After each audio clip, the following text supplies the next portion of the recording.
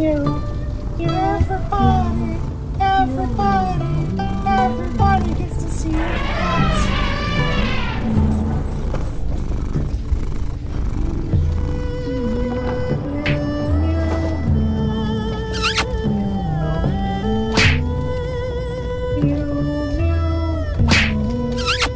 Could it be true? What I've heard.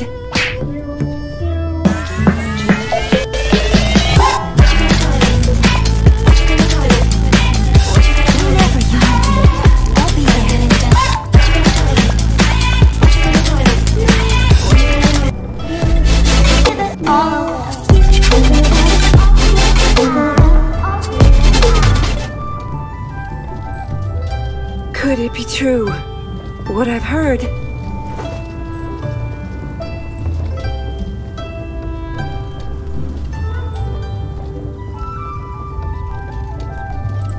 Welcome back, Mango3. I'm here with Firecracker in my lap. He's meowing like crazy. You can see him purring, like making dough on my lap. He's gonna hang out here until about 5 seconds after I put him down before I get bored. What exactly is it? Say hello. I didn't quite catch your request. What I've heard. Yeah, he's happy today. I don't know why he's happy. My hands smell like vinegar.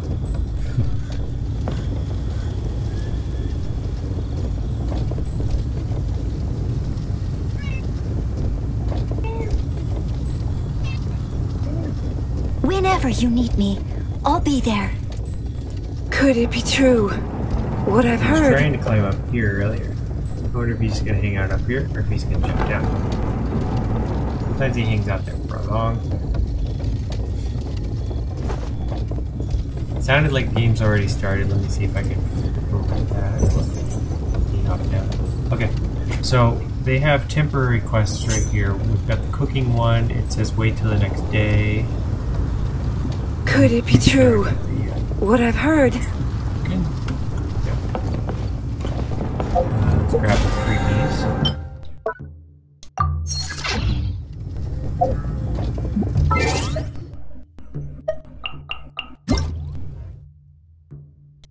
Birthday wishes. Aw, they know my birthday's coming up.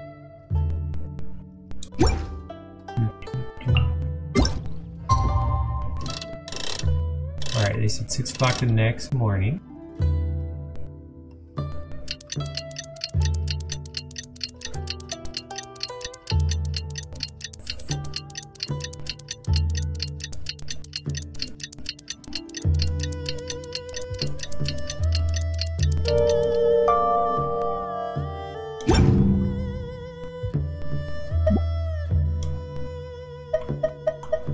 Achievements, we got a few of those. For a better tomorrow, people rebuild their home. Oh, this was right after our quest.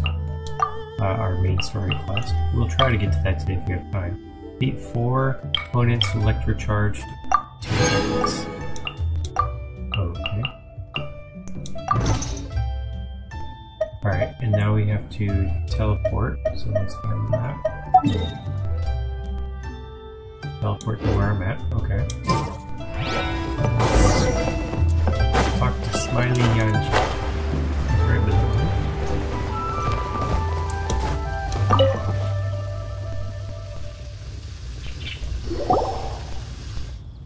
Morning! Time to fire up the stove for another day of customers. Thanks again. With days of experience now under your belt, the work is becoming second nature. Well, you're looking more like a head chef every day. Whatever crazy characters come walking through that door, I know you'll be able to handle them. Wait! No! Every time you say something like that, you jinx it!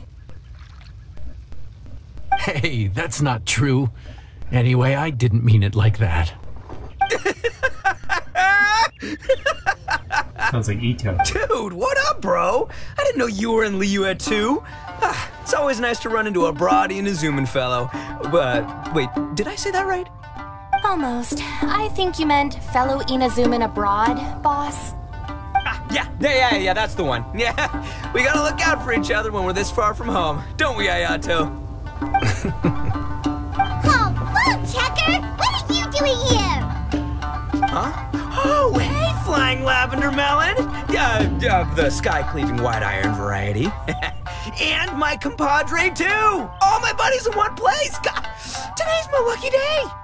Didn't you say you were gonna knuckle down and earn some more when you got home? How come you're back in Liyue so soon?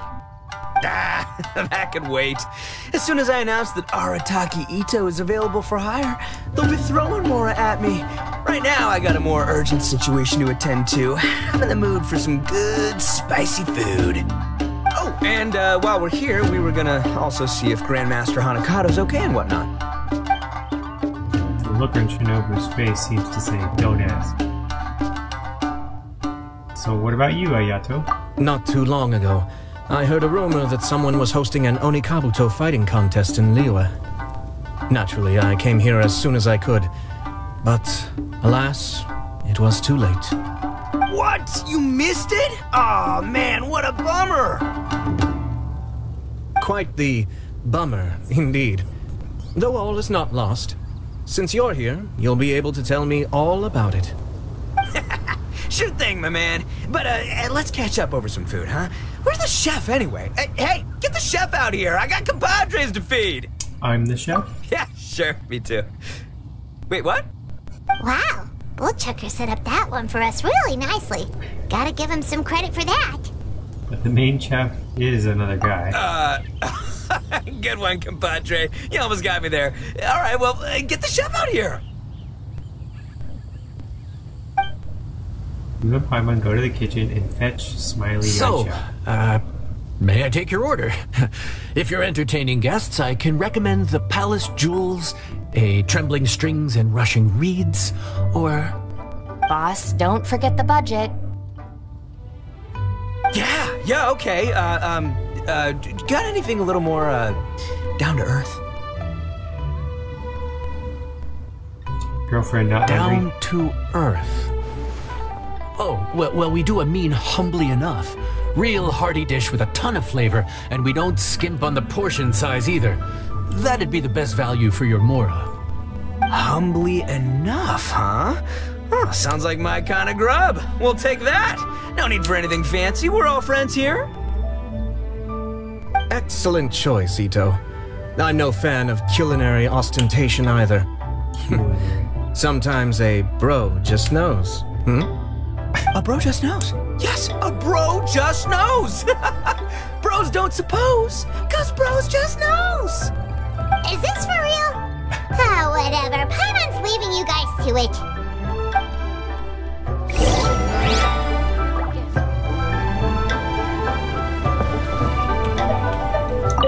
Seriously, if I blinked, I would have missed it. Crimson Staff just launched itself at Bloom Pruner and sent it flying. I'd expect no less of the bona fide Beetle Battle King himself. It sounds like a truly epoch-defining duel. Epoch. This guy speaks so funny. Epoch.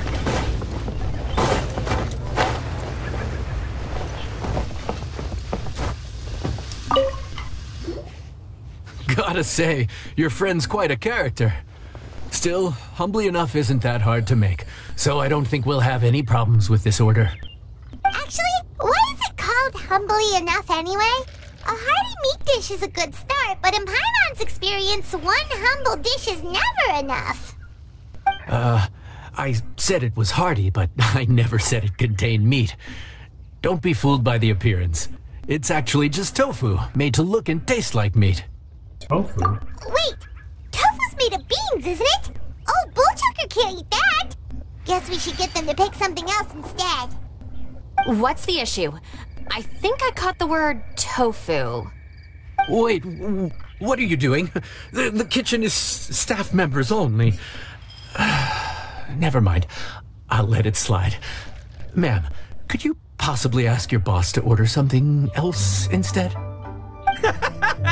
No one gets my bro Ayato like I do.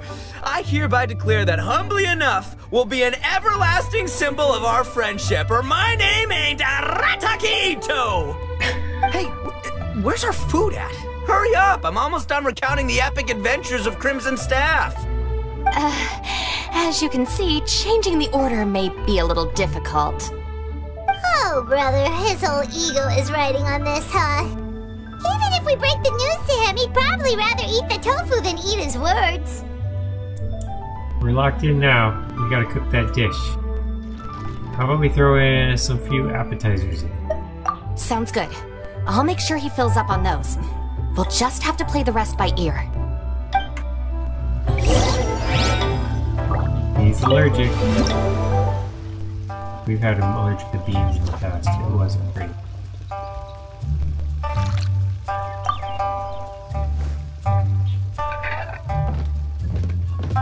Chop, chop.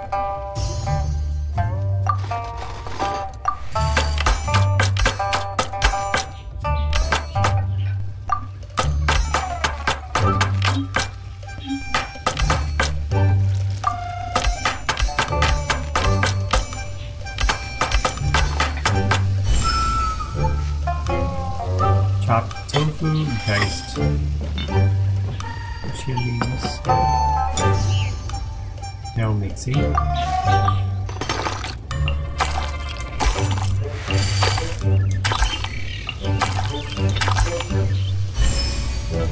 Mixed sauce.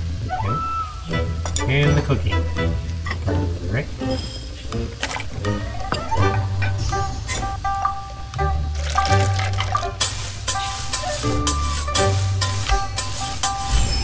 If I don't hit it, would it burn?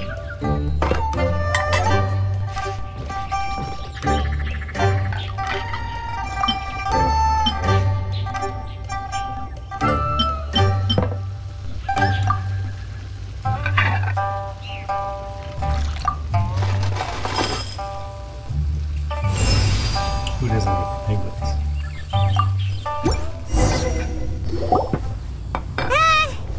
Food's here!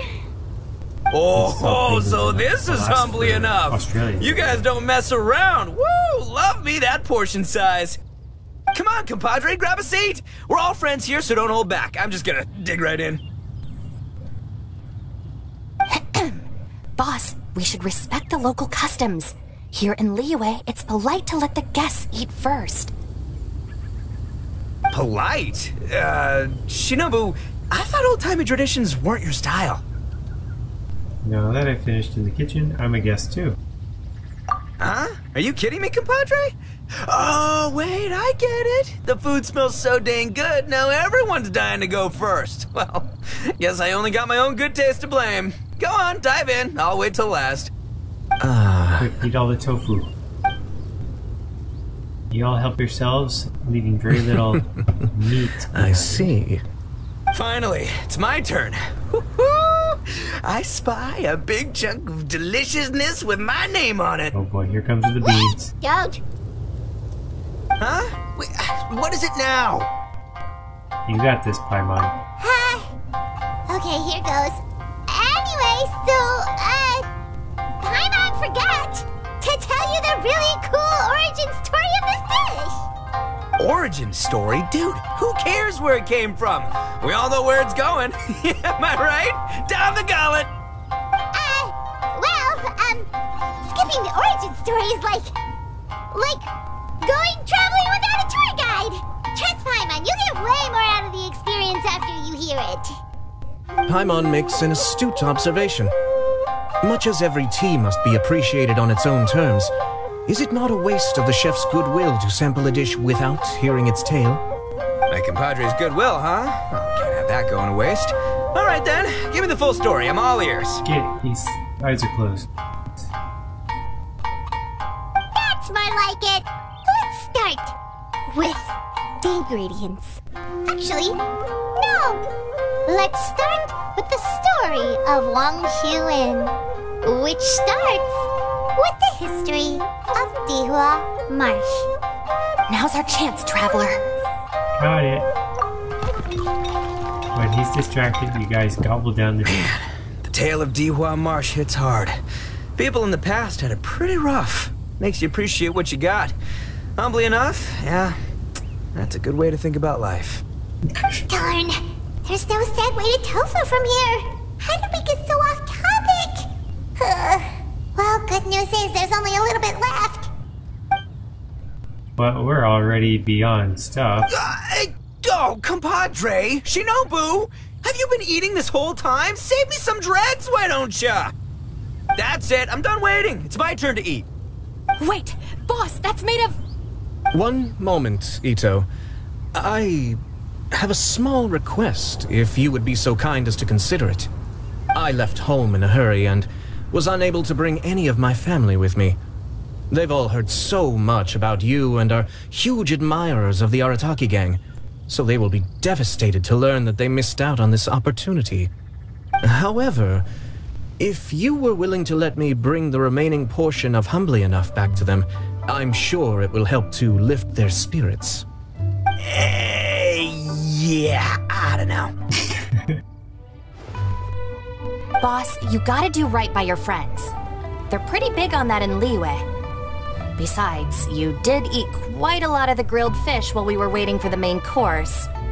Including mine and Ayato's. Huh? Oh, those were for you guys? Ah, oh, dang it! I got too carried away telling that story, didn't I? In that case, pass my regards to your fan, bro. El Chefe, can we get the rest of this to go?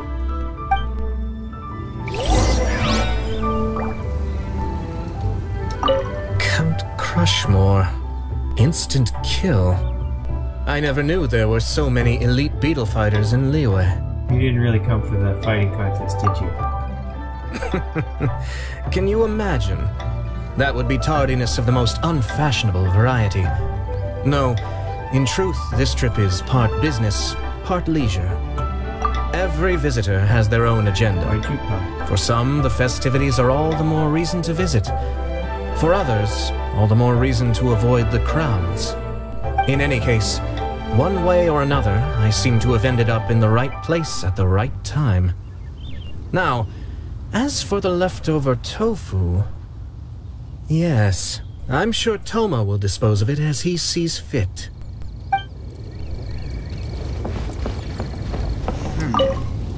This could... I have to get back to the docks as soon as this meal is done. So, why'd you really come to Liyue? Well, thing is... I can explain. Boss recently found work as a sailor, which allowed him to hitch a ride here. After the ship docked, he had some free time to do as he pleases. He's been using that time to hang out with Grandmaster Hanakato. Just because he's here already! No other reason!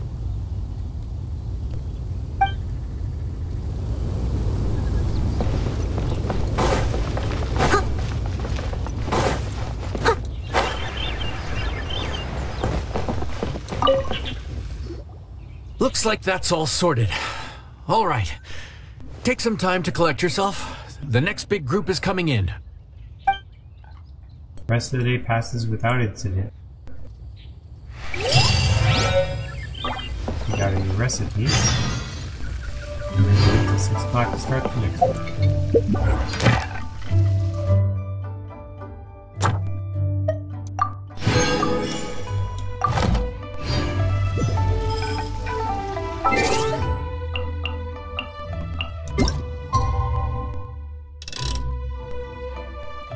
Bye Ito, bye Yato. Both of them talk funny. They're good friends to be, I guess.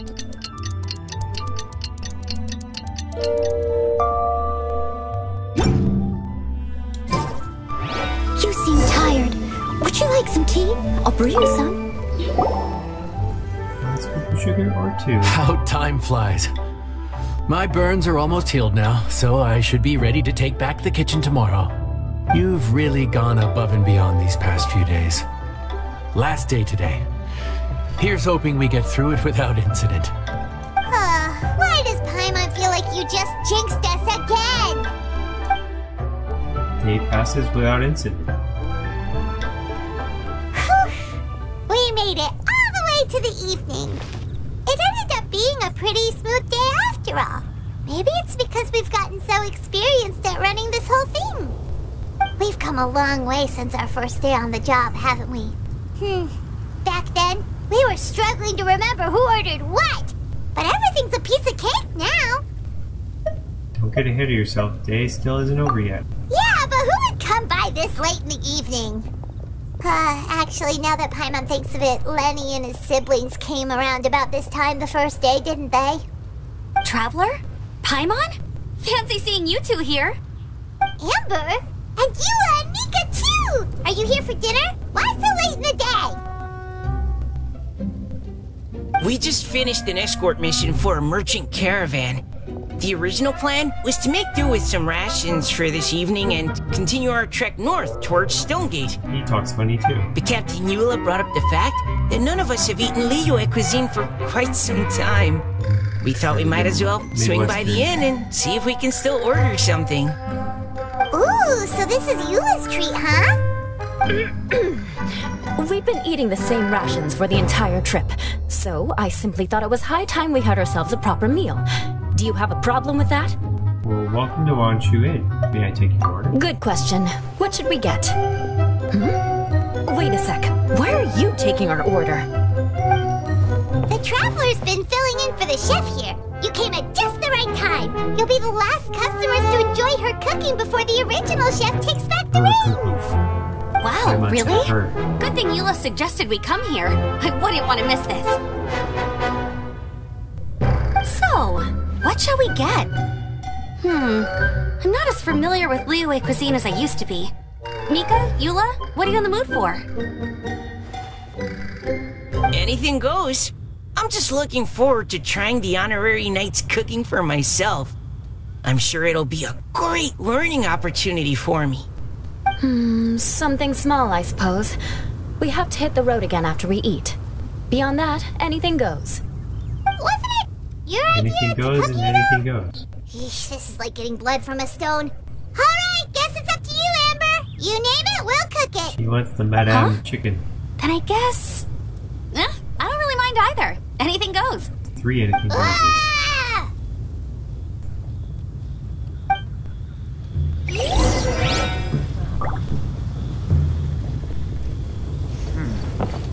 This could be... I'm sorry. I really can't think of anything off the top of my head. I mean, I could pick from the menu at random, but I'd feel more comfortable leaving the chef to choose. Oh, one thing. I know I said I don't mind what we have, but no alcohol, please. Neither of them can drink. It's a real pity. I've still got some sparkling water here.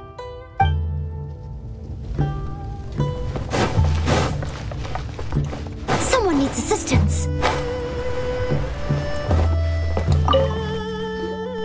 Anything goes, huh? Oh dear. This is a chef's worst nightmare. With no idea of your customers' palates, you're left to make a wild guess. Still, now that you've worked in the kitchen for so many days, I have faith that you'll be able to figure it out. Go on. Show them what you've got. Let me think. What do they like? What could they be craving?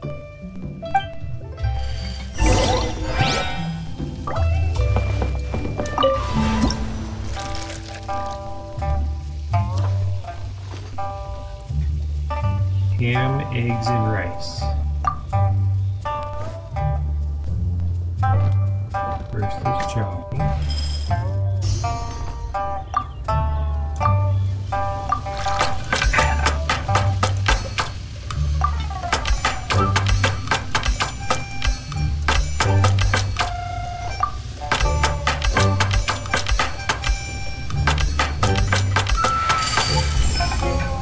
Okay, Snapdragon. I didn't realize that was edible.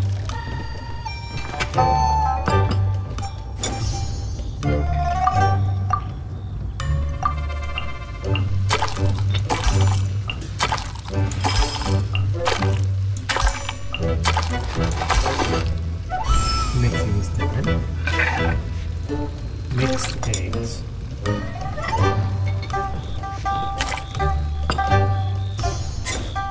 And cooking.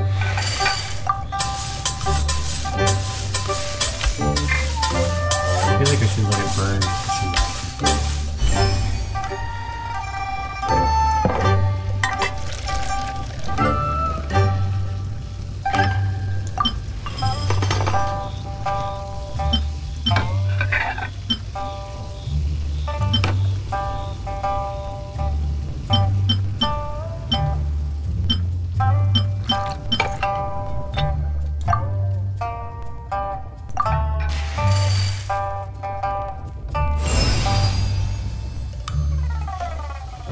Looks good to me.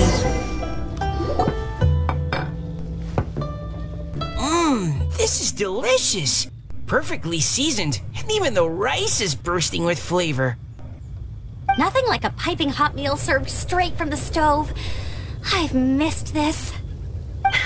You've put the finest Favonian field rations to shame, and that's no mean feat. So, tell us, traveler, what's this one called? It's Anything goes. Paimon's guessing we can't just call it anything goes, right? Oh, hell, Paimon doesn't know how to explain this dish at all. It's got no name, it's just basic ingredients simply cooked. Basic ingredients? Simply cooked? Really? The finest dish. I could have sworn that you put something fancy in here, or gave it some kind of chef's magic touch. But it's the one you need right now. Not the finest dish in the world, but the one they need right now. Okay, you've lost Paimon. What do you mean? You've been on the road for a long time, and you've been eating field rations the entire time. So you mean we only think this is delicious because we're so hungry? Yeah. There's got to be more to it than that. Perhaps the fact that the aroma of freshly cooked hot food is a welcome change from cold, pre-prepared rations. Oh, kinda like the feeling of waking up to the smell of freshly baked bread in the morning? Huh, that makes sense. Yeah, it's almost like we're back at Good Hunter again. But Good Hunter's in Mondstadt. Why make a point of trying Liyue cuisine if you can't even taste the difference? Oh, I'm not talking about the taste. I just meant the feeling of comfort, you know? It's like the feeling of coming home. Comfort? Coming home? Well, Yanxiao did say we want to make our guests feel right at home. What makes for a tasty dish is highly subjective. Everybody's got their own preferences. But a chef caters to all comers. Gotta put ourselves in their shoes. And that's a chef's passion for putting smiles on customers' faces. So in other words, the secret ingredient is passion? Despite how terribly cliched that sounds, I'll admit that it holds true for this meal. Well played. Mark my words, I'll remember this recipe. Okay, but you can't really have a recipe without a name though, right? Have we come up with a name for this dish yet? Hadn't really thought that far. Do you have any ideas? How about Right at Home?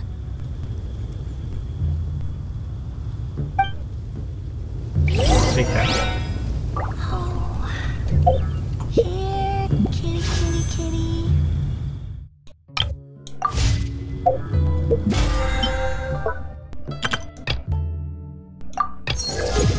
Just in time.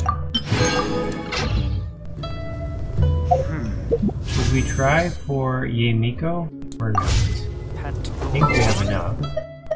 Or we can hold out. We already have a Yemiko Jr., or we already have one. It's a constellation. I think you said no last time, right? Yeah, 8 extra energy. That's. I'll skip that. We're saving for Hey, he moved. There you are. Thank you for all of your hard work over the past few days. My pleasure, assuming that I'm still being paid, that is. Straight down to brass tacks, are we? Here, take it. I've thrown in a little extra as well. Call it a bonus. Hard work is rewarded here. Yay! It's like all the tiredness and stress have suddenly melted away. I'm just lucky you only worked on this job for a few days. At the rate you were progressing, a few more weeks and I think I might be made redundant. Well, I for one look forward to enjoying your cooking many more times in the future. And Firecracker came back because he likes us so much, don't you, Firecracker? Is that what you think? He's like, I'm thinking about Eva now. Please burn it again. Oof.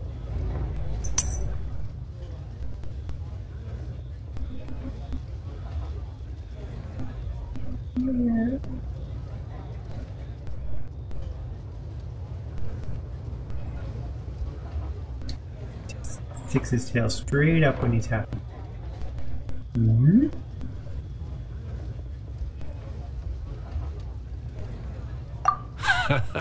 Anytime. Bring some friends with you next time, and I'll show you all what Smiley Yanxiao can do when working with both hands intact. Great! Although, just to be on the safe side, cook carefully in the meantime. You may have just jinxed it again.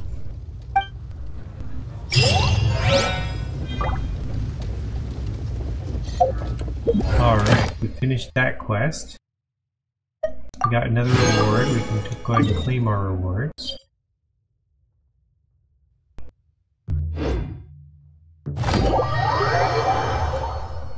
And then we can do the next one, which has journeying.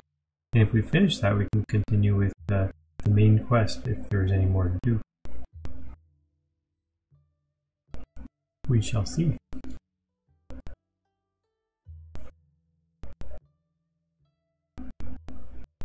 He's still up here, isn't he? His favorite place to rub is on his neck or his cheeks.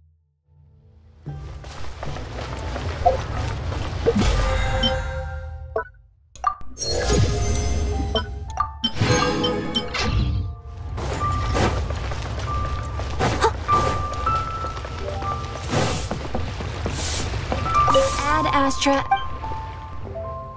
Thank you for Ad Astra.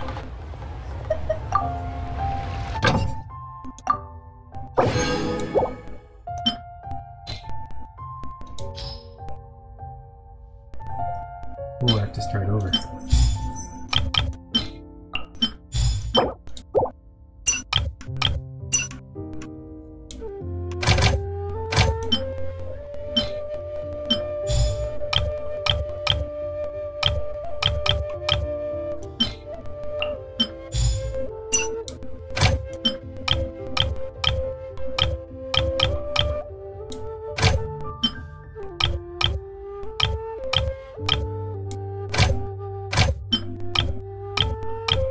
We have all these in speed.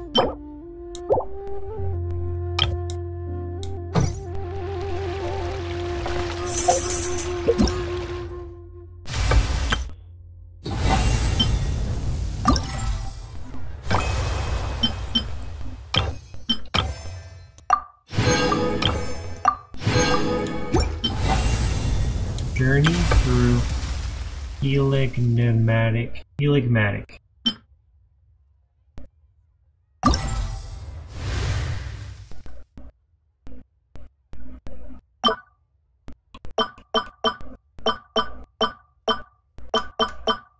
Oh, so they're not all unlocked yet. We can only do 4 out of 7.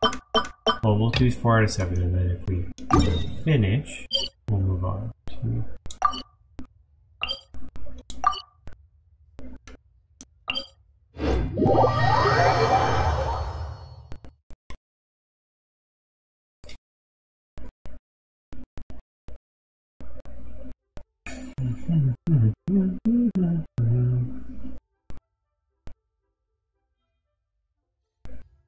Pumpkin's on the couch sleeping. Firecracker's licking himself down on the floor. Aren't you, Firecracker? He wants his chair back. It's his new favorite spot to sleep.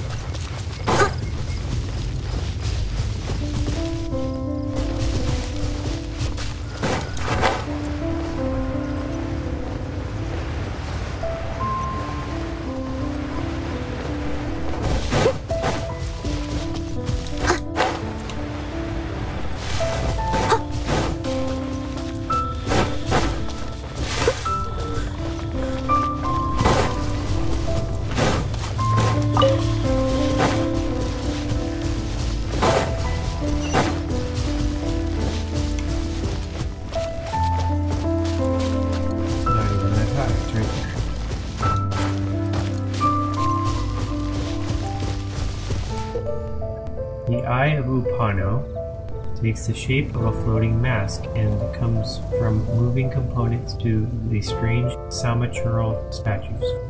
It can remotely transmit images of what it is seeing back. The Eye of Upano can bind itself to a targeted hilichurl or anemo slime and move along with them while remaining undetected. However, Saumatural seem capable of seeing through this disguise. Use the Eye of Upano to infiltrate the Hilichurl camps and search for the target in the deepest reaches and search for similar strange Samochurl statues. You may be able to find clues along this way.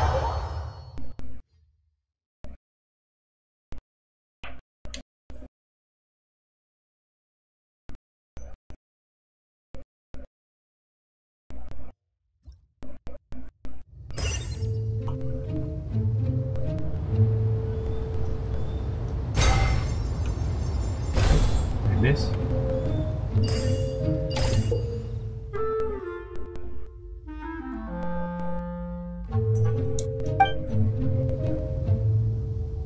Gonna wake him up.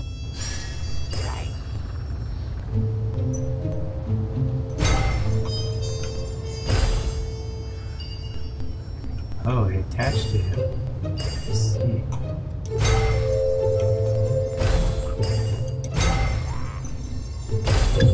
He can detect us, so we don't want him.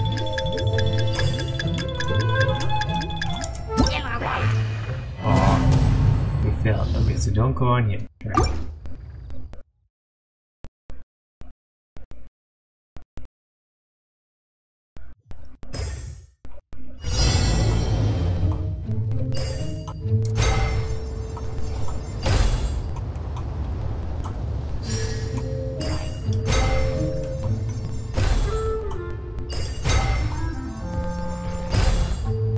We need to figure out how to get past here.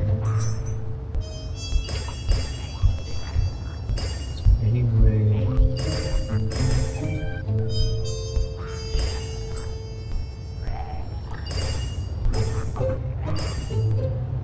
Let's see another one.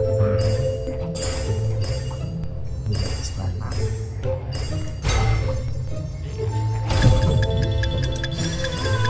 Aha, smoke.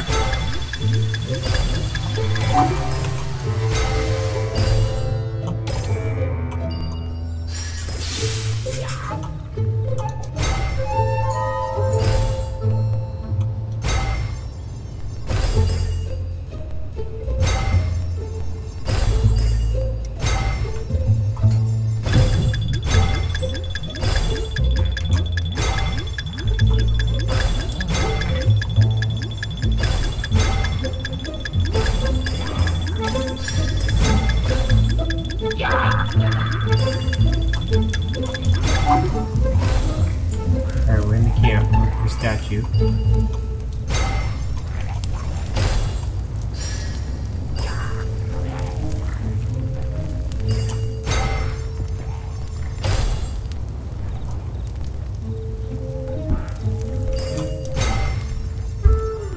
Let's see a statue. I think we found it.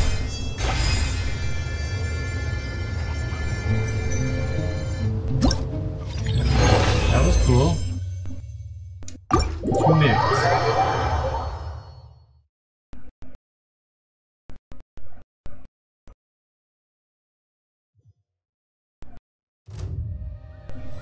And we're under attack.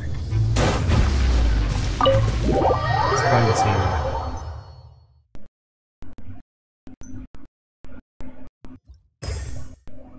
It is. We've already done this one.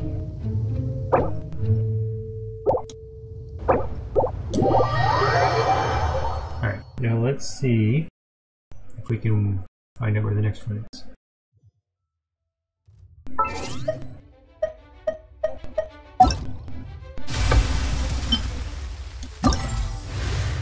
You gave me 60 for that? Nice.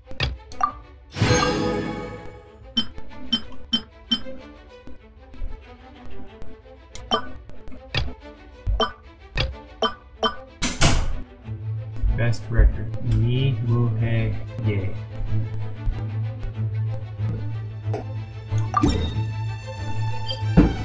That's just north of me. We'll teleport.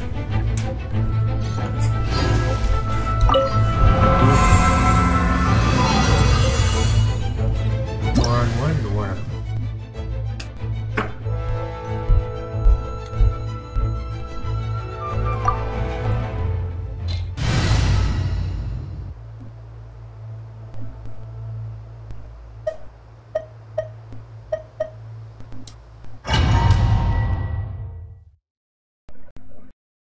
see if this works. We got other backup people if it doesn't.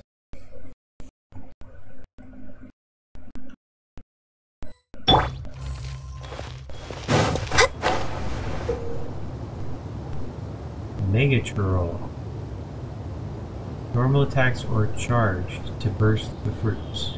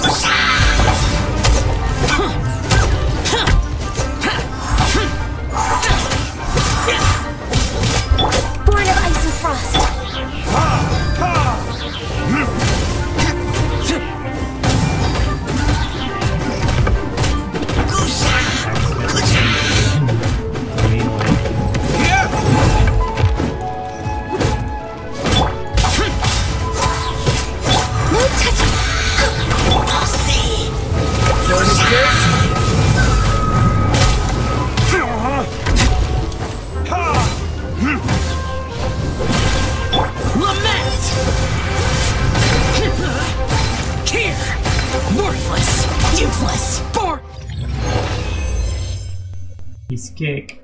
Mimuhaye.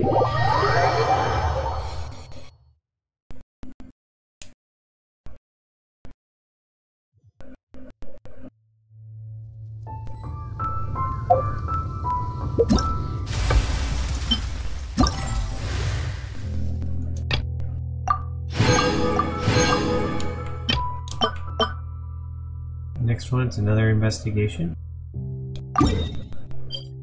It's just west of me.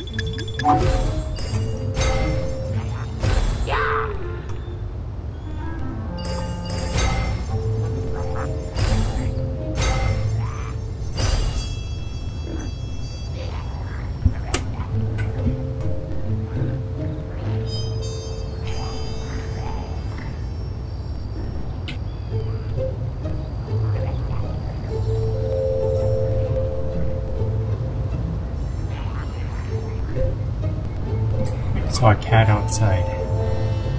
Brown cat with white feet. Not sure whose it is.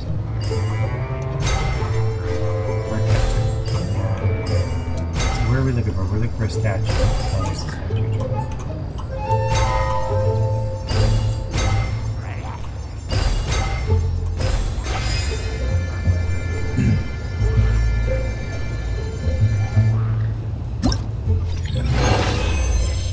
Nini Movo Mimi Tomo. Mini Mobile Mini Tomo.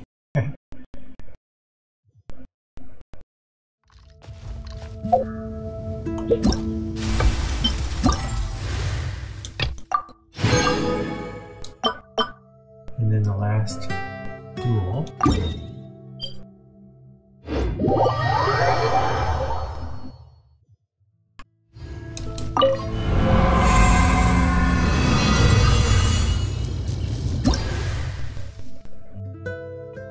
Domu Adada.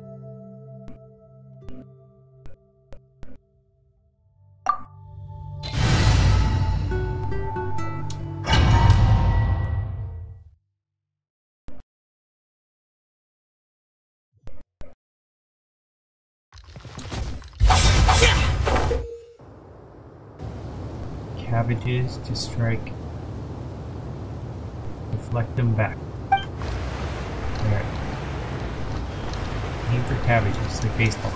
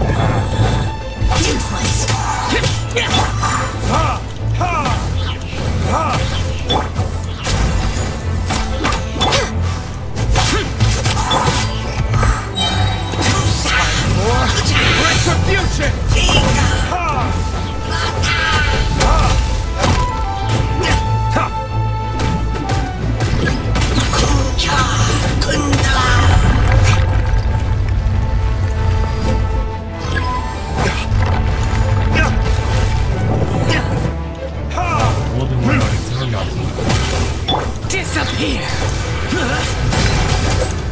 Worthless! Here! Here! Worthless! Useless!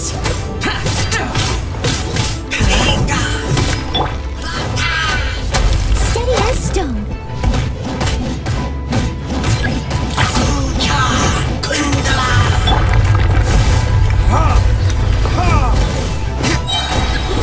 Verdict is...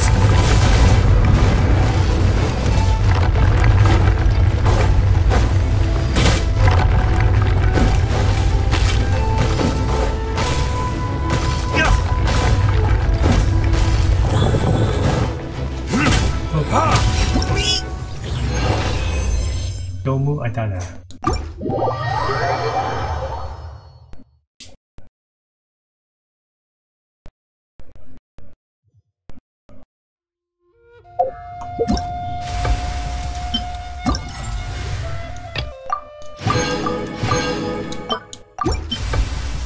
Okay. Alright, let's go ahead and go back to the quest.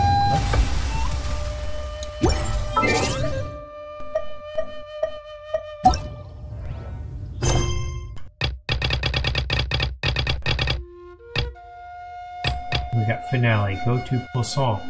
Calamity facing Fontaine finally comes to an end. No matter what happens, the press is won't stop churning news out. In other words, people will learn about the truth as fast as the Steambird staffers can write.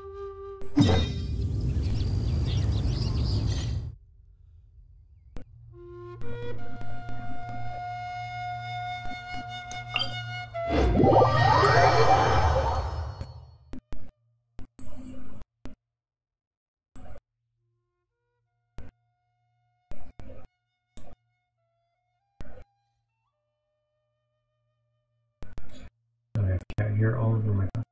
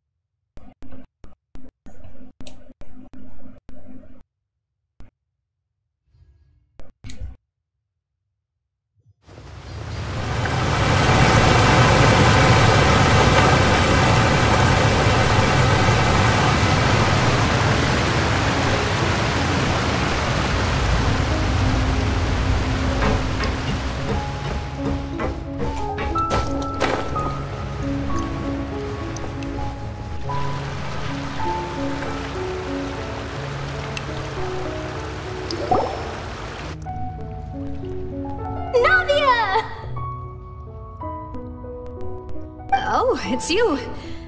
What brings you all here? Hey, we're just having a look around.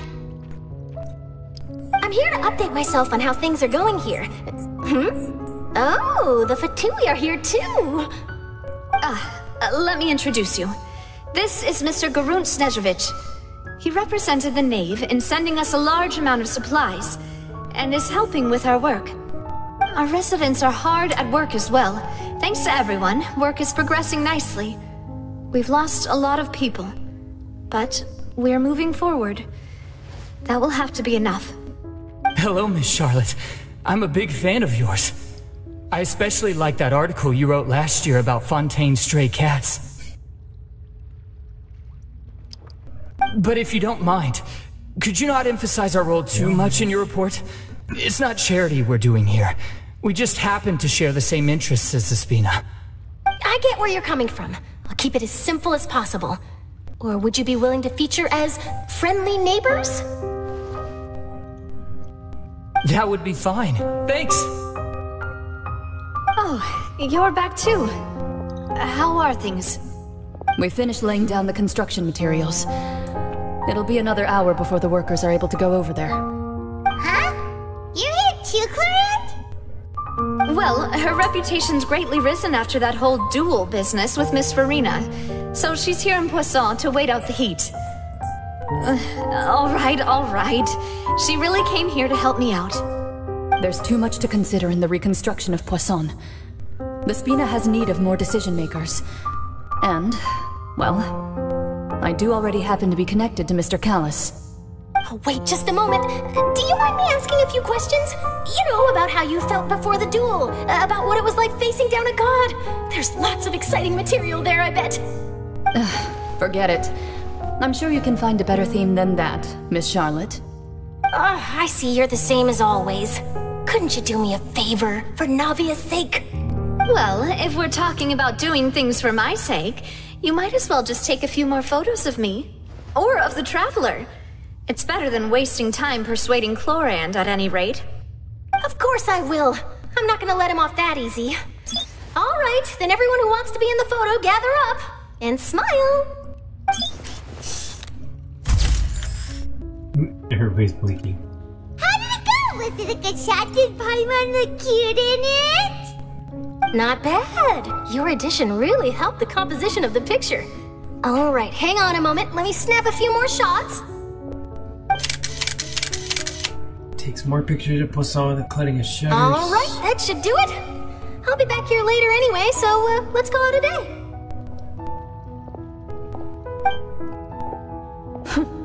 You're very quick. Speed is of the essence when it comes to the news, and freshness is the key. Also, not to brag, but I'm pretty good at building connections. Who knows? I might eventually get that interview with you after all, Miss Clarand. Wow, you really do have that never say die spirit. I'm impressed. I'll hazard a guess that this is how you got that interview at the Fortress of Maripede. You already knew she was going? Whoa, you're well informed. Let me make a guess too. I asked Sijuin who told Monsieur Neuvillette, and he told you, right? That's a very complete information chain. In truth, all Monsieur Neuvillette asked me was, when did the fortress become so friendly towards the media? I told him that it was best not to speak too soon. There's no guarantee that Ridsley will make a personal appearance. You're right. I've got to treasure every moment I have with them. In which case, I'll be making a move first. Stay safe now, and tell me if you hear anything interesting. I'll treat you to afternoon tea in exchange.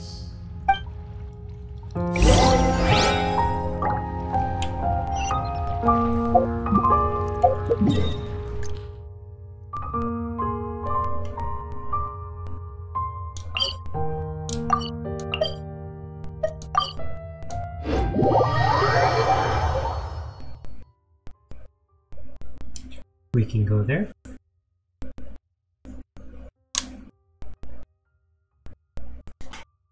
Not sure we'll bring the cats. One of them is watching the cat he saw outside. He's still down there looking out the window.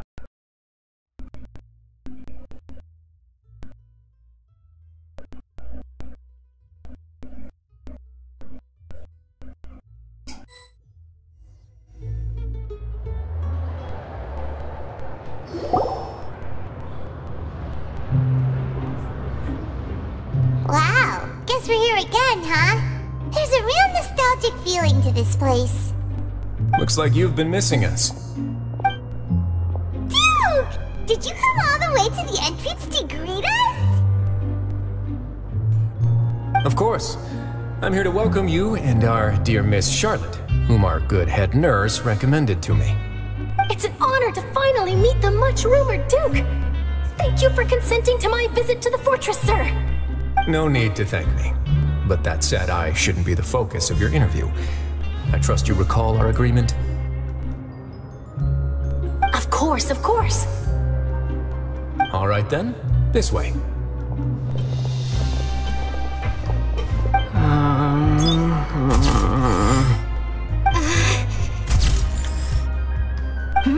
Hey, no need to be so nervous. I've already taken all the photos we need. Miss Charlotte, do these pictures really need to be published on the cover of the Steambird?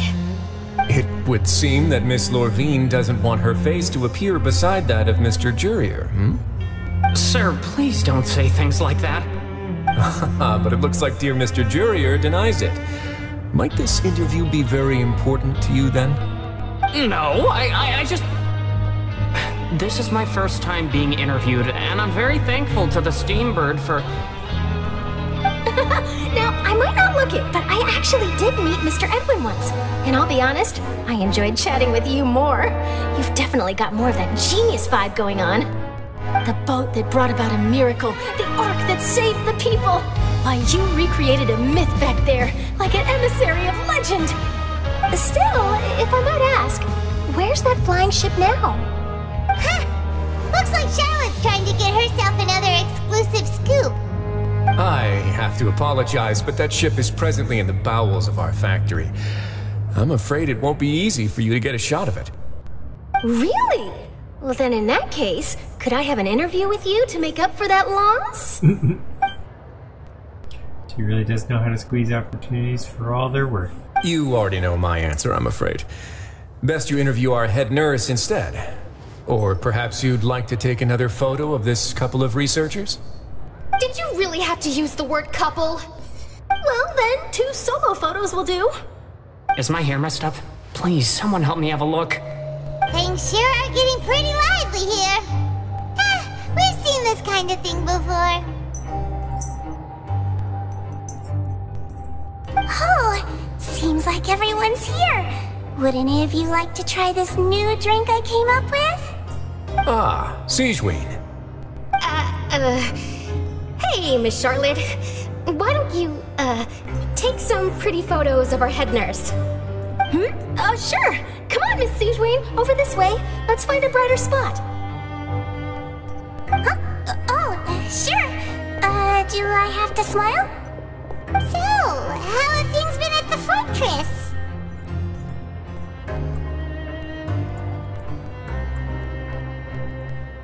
Same old, as you can see. Fontaine's undergone some changes, but this place is still more or less the same. Other than that flying ship, it got a tad too much attention, I think. That's why I decided to let the interview go through. We should direct more public opinions toward the behind-the-scenes heroes. Am I right, Mr. Jurrier? Miss Lurvine? You're too kind, sir. I believe that you too should have your day in the sun. Not that you would want that, which is a pity. I'll just leave the spotlight to you two. You talked with Riley for a while and shared the news. I see. Lots of things happened that day, huh? Anyway, regarding that Harbinger, I'm not sure you remember, but his 3 young followers are still waiting for his return. He sure did win them over, huh? I'll tell them that there's good news and bad news. The good being that their boss seems fine, and the bad being that they must face extended sentences for abetting his escape. Oh, actually, what about you? Are things gonna change for you too? What change can there be? The fortress will keep chugging along, and so will my duties. As to what Miss Furina's departure will mean for the nation, and if our laws and governance will be transformed, we'll leave those to the folks in the overworld. Hey everyone, the photo shoot's done. Good. In that case, let's call it a day here. Thanks for your cooperation. Come on, Traveler, let's go. Till next time, everyone. There'll be a next time? Maybe. Who knows? I might write a story about the underwater factory next time. Until then. All right, last stop, the docks.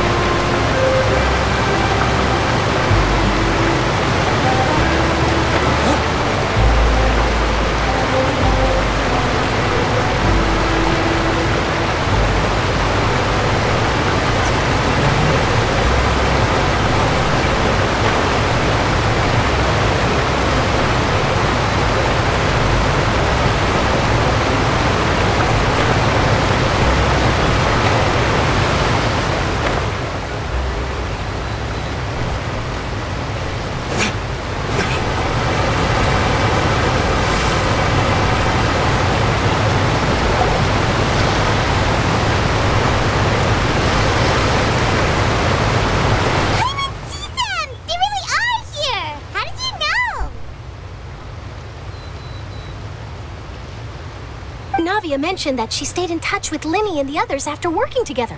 Apparently, they've been at the docks distributing these strange pockets the whole time since. Traveler, Paimon. And Miss Charlotte, too. Would you like a magic pocket? What sort of gadget is it? It's a wondrous bag that can be used to carry many things. The water level has returned to normal, but if you see any of your things floating around, you can use this to carry them. Or you could trick a friend into doing it for you. Trick a friend? I wonder which of my friends would fall for that.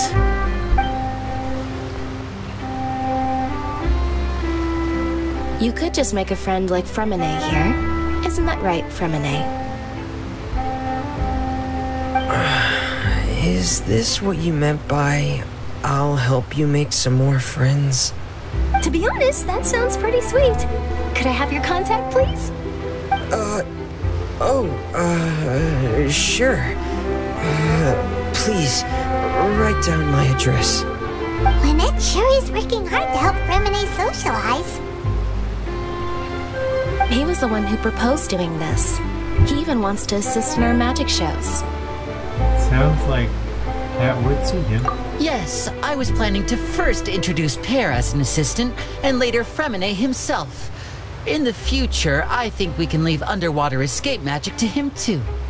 That said, would anyone want to see a diver escape underwater? Oh, it'll work out. Every journey begins with the first step. He'll become a part of our show eventually. Lynette, could you come over? Miss Charlotte says she wants to take a picture of us. Got it. My, that Charlotte is rather perceptive.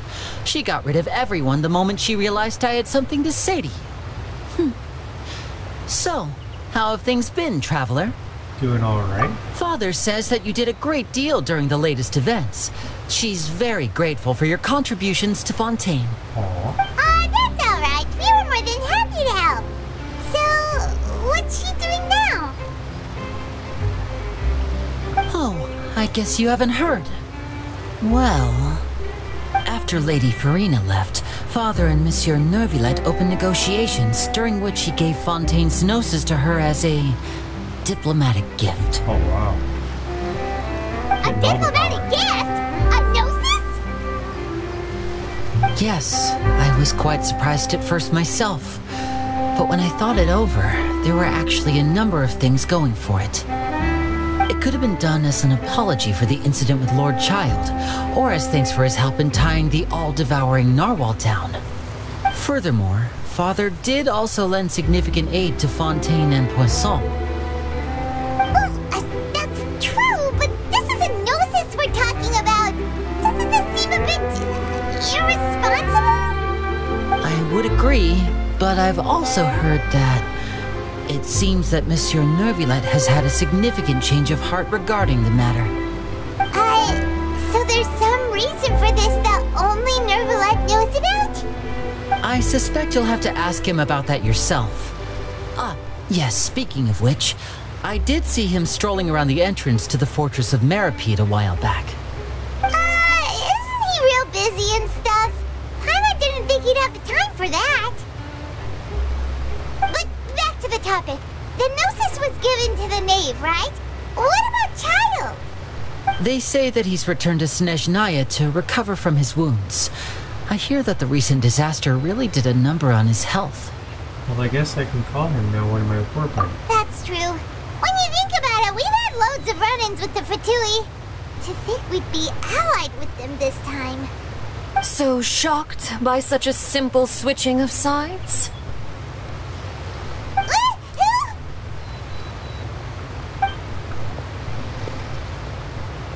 Father! Was there Well, what do you know? Come to the docks to see how my children are doing and meet the Traveler by chance. Please do not pay my accomplishments in Fontaine too much mind. I would have done them regardless. Are you going to take the Gnosis back to Snezhnaya?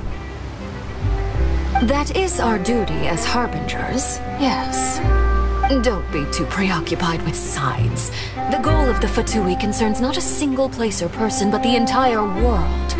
With such a grand goal in mind, it is inevitable that we must wear many masks. Switching my masks is something I've always done. Will you keep to your position? Well, that depends on many things. No one truly knows what the future holds. What good is honesty if you can't rely on it forever? As for you, I very much look forward to our next collaboration. Good things cannot be achieved alone, and you've proved yourselves to be great partners. Actually, I just remembered something. Please help us deliver this. A vision? All right. I'll remember to return it. Thank you for keeping it safe for him this entire time. And that's a wrap for me. Huh? You're... Greetings, Miss Journalist. Hello. If I'm not mistaken, there are diplomatic channels I'll need to report to take a photo of you. That is correct. So forgive me, but I will not be able to serve as a subject in your article. However, feel free to write as much as you'd like about our dear magicians and our upcoming rookie talent. I will. The sea breeze is quite pleasant. I shall continue my walk while the weather remains so agreeable. Farewell. Farewell, Father. Oh, she has such an intimidating presence. I didn't even dare to take a picture. Thankfully, I've already wrapped up all my pre-scheduled interviews. Thank you all. This'll be more than enough for me to write about, I'm sure. Don't be too nervous. Why don't you take a magic pocket before you go? Here, Traveler, Paimon, you take one too. To move things about? That's right. Funny. I was giving out magic pockets when we first met too. And what do you know? I'm doing the exact same thing right now. So many things have happened, but the pockets are still the pockets. I guess this must be life. We will all follow our own paths, and serendipity will lead you to your fated friends. All right then. We'll be handing out pockets in some other districts later, so we'll get going now. Have a good day, you two. Well,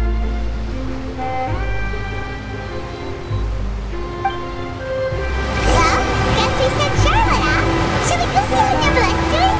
As long as he's not so busy that he doesn't have time to chat anyway.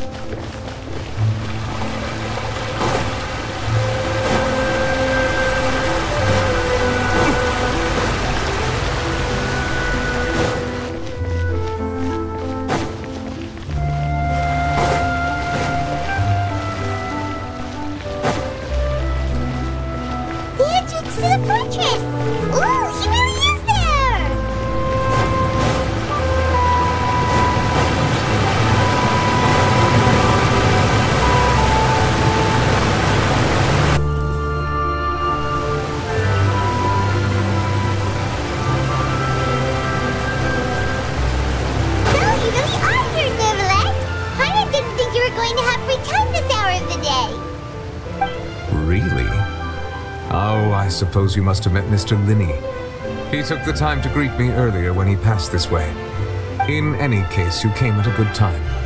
I was just considering reaching out to you to set up a meeting, so I may explain some things that I haven't had the time to before. Aw, Paimon's glad that you remembered. Thank you for keeping us on your mind, what with you being busy and all. Alright, let's have it then. How was Fontaine actually saved? The whole business is still quite the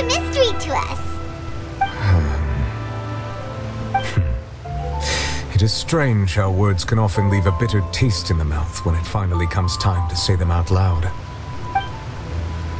He sighed softly before telling you the truth concerning what he saw that day. Focalors deceived the heavenly principles and used Furina's endless performance to save Furina. So that's what happened?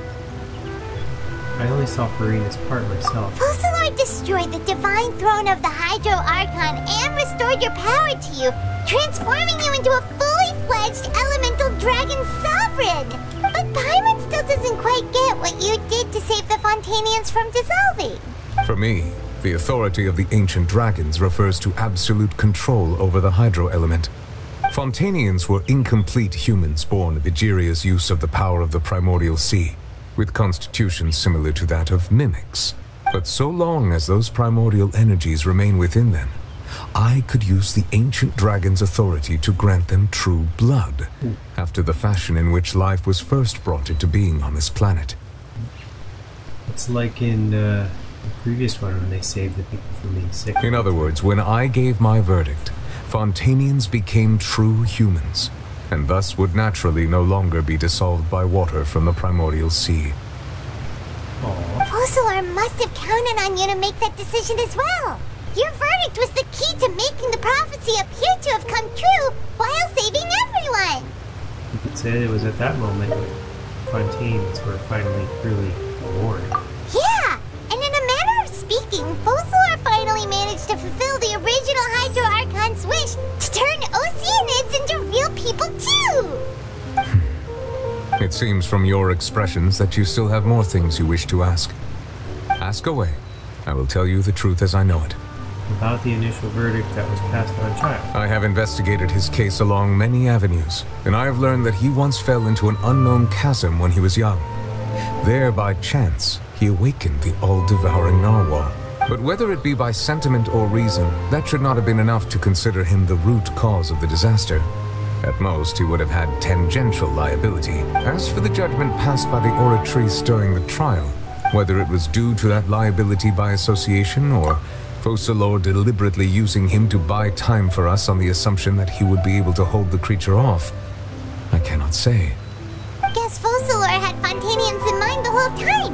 In the end, it was thanks to her that they finally became real humans. Hang on a second. Paimon suddenly got another question. Back when Fontanians hadn't yet become real humans, were the children they had also transformed Oceanids? Life has always flowed like water. Do you recall how Fontanians would often come to the Fountain of Lucine to pray for children? Yeah, Lynette said the fountain is where all the waters in Fontaine converge. In truth, even those couples did not know that such prayers were no mere custom, but instead a form of ritual. Those Oceanids who were blessed within the spring water would later descend as new humans in the coming months. Paimon sorta gets it now. Either way, seems like this ritual won't be of any further use, but it'll probably live on as a local custom. Ask away. I will tell you the truth as I know it. About Fontaine's future. Yeah, about that. Wriothesley said Furina has already left. What's that all about? Ah, Lady Furina. The people are only aware that her death sentence has not been carried out. She abdicated the post of Hydro Archon and left affairs related to that title to me, before leaving the Opera House. I related Focalor's words to her faithfully and completely. After hearing them, she seemed neither saddened nor comforted. She simply said that she was tired and needed to rest. Having said that, she then packed her things and moved out of the Opera House, not unlike how an ordinary person might. But she's still got a place to stay, right? You need not worry. I will make arrangements to ensure that she will not want for food, clothing, board, or travel. In truth, I am somewhat happy for her. The wear and tear on her spirit will, of course, take time to heal. But now that she no longer has to play the role of Focalor the Hydro Archon, she can finally lay down her burdens and lead a normal life. What about you then? What are your plans now that you've regained your full powers as the Hydro Dragon? After Focalor passed on, the Oratrice also ceased to function. This matter will directly affect our trials. After much careful consideration, I've decided to take over its role in our courts. From now on, I shall hear cases and pass verdicts by myself. Looks like you're still considering stuff from the perspective of the Udex, huh? As an elemental dragon, there are indeed many things that I must do. But this power and this duty, in a manner of speaking, you could say that both were granted to me. As such, before I attend to my other responsibilities, I must first and foremost continue to serve Fontaine as its highest judge. The duty of the Hydro Sovereign and the duty of the Udex shall coexist within my person. Additionally, the Hydro Archon's departure has brought about another problem, which is that the Opera House shall no longer produce indemnitium. That's true. That power was derived from the people's faith in the Hydro Archon, wasn't it? Wait, but the various mechs and machines in the city are all still okay. Where are they getting their energy from? As I am now, I have full command over New Musia, and it can serve as a complete substitute. Another reason why I cannot quite leave Fontaine immediately. Wow. This ancient dragon's authority stuff is really quite useful, huh? Ask away. I will tell you the truth as I know it. About Fontaine's Gnosis. Oh, that's right! They say you've given it to the knave as a diplomatic gift or something! Leaving aside their intentionality, the two Fatui Harbingers have indeed done much for us during this crisis. Their sole remaining goal in Fontaine, at least at this point, would seem to be the Gnosis. The Oratrice has ceased to function. The Hydro Archon's divine throne is now no more, and I do not need the Gnosis's power.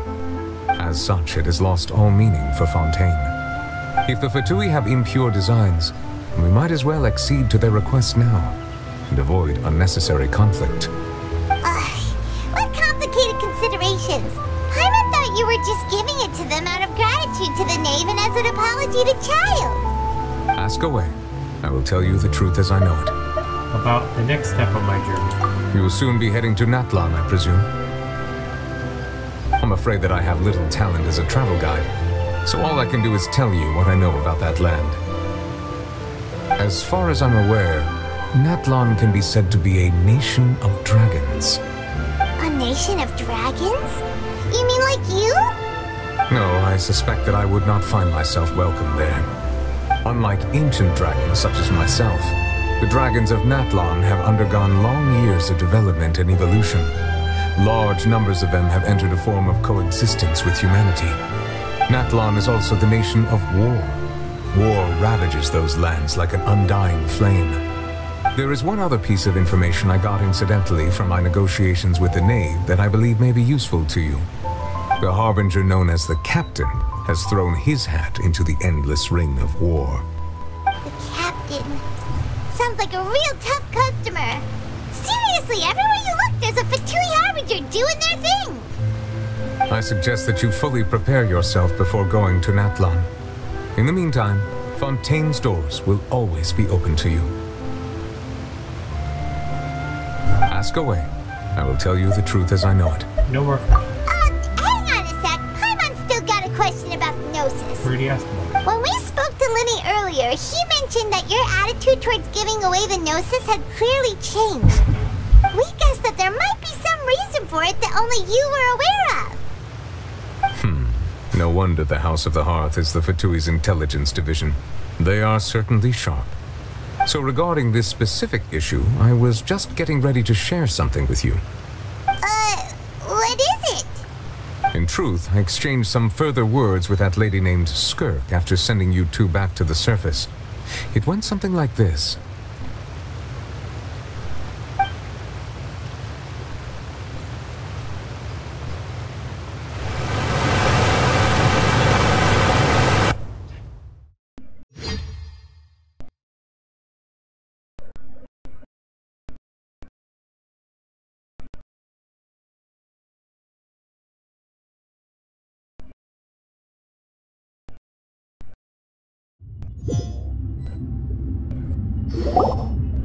Well, we're going to head topside to see what's going on. You hurry over soon as well, all right, Nervalet?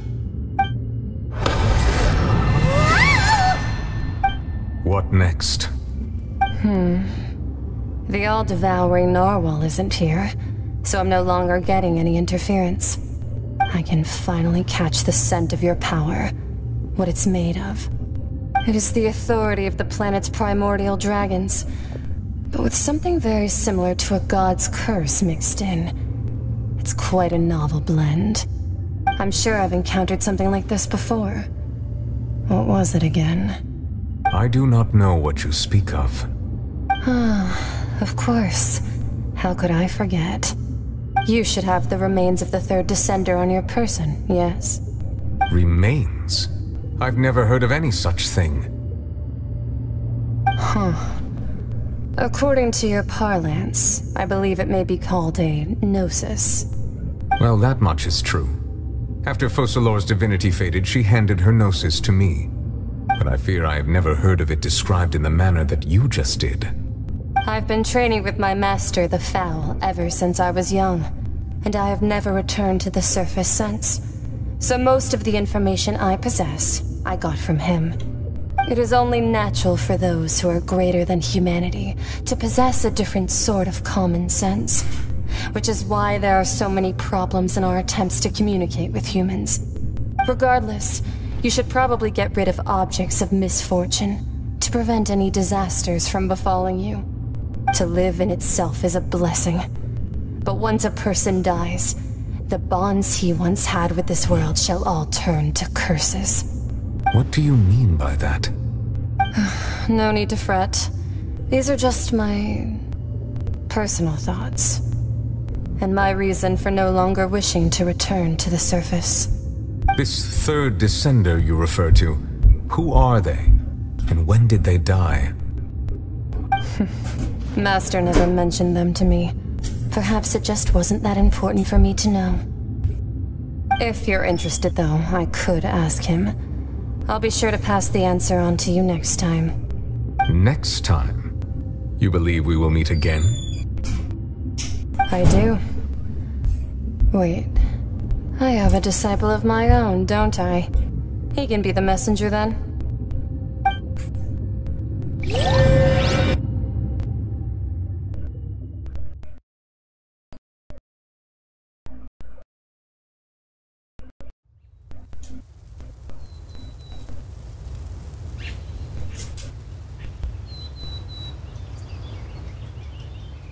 Who's her follower? That's what she told me. Whether it would prove useful or not, I wanted to pass that information on to you. The remains of the third Descender? So that's what the Gnosis actually are. Paimon just thought they looked like chess pieces. How could they be a person's remains? All the same, assuming that there was no misunderstanding or special metaphor at play, that is what she meant to say. And she said that it would bring misfortune and that you should check it, which is why you gave it to the Fatui. If she speaks the truth, then I would simply be putting Fontaine at unnecessary risk by keeping it here.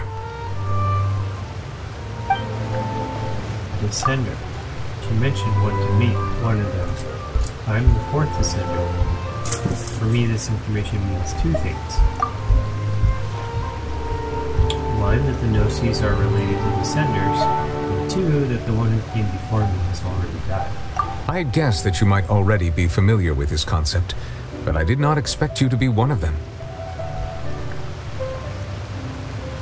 That means that the Gnosis, which are exceedingly element-compatible and can even enhance elemental abilities, do indeed come from the third Descender.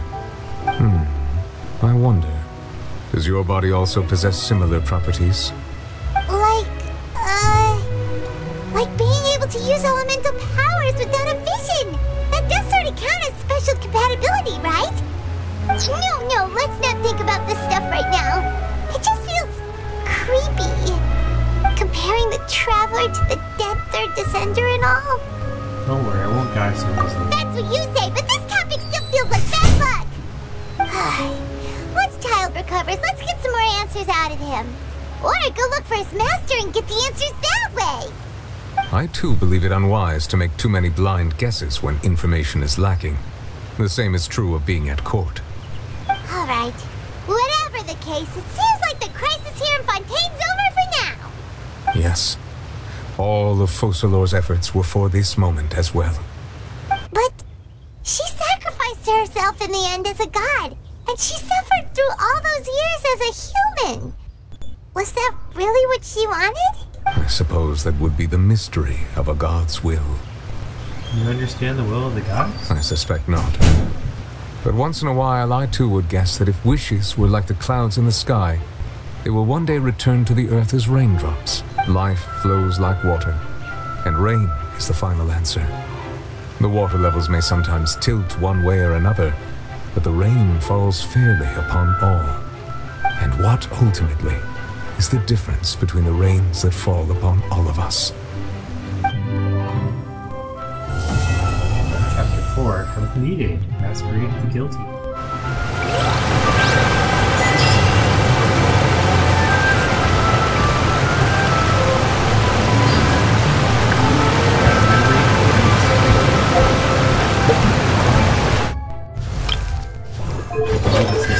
Next constellation.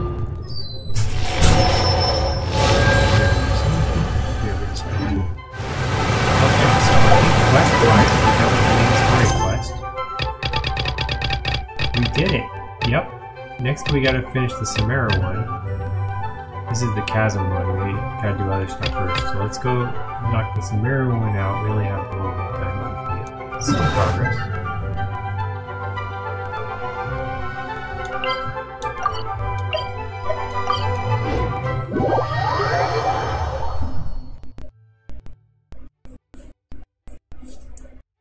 We were close. We were only a couple hours away all this time.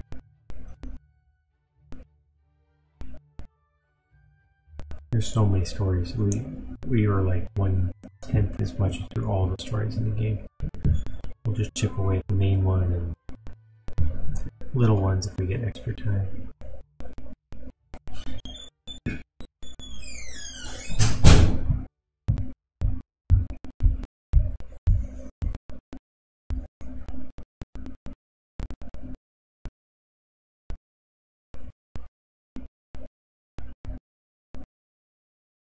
I think the Chasm one we're like lost in a chasm, and it says we have to do other quests first anyway, so we'll do the fun one. Sumeru. Sumeru was the world I was saying where everyone's sick and then they cured everyone, so Fontaine, everyone's an alien and they fixed everyone so they don't want to be alien. Scaramouche. That guy. Yeah, this'll do.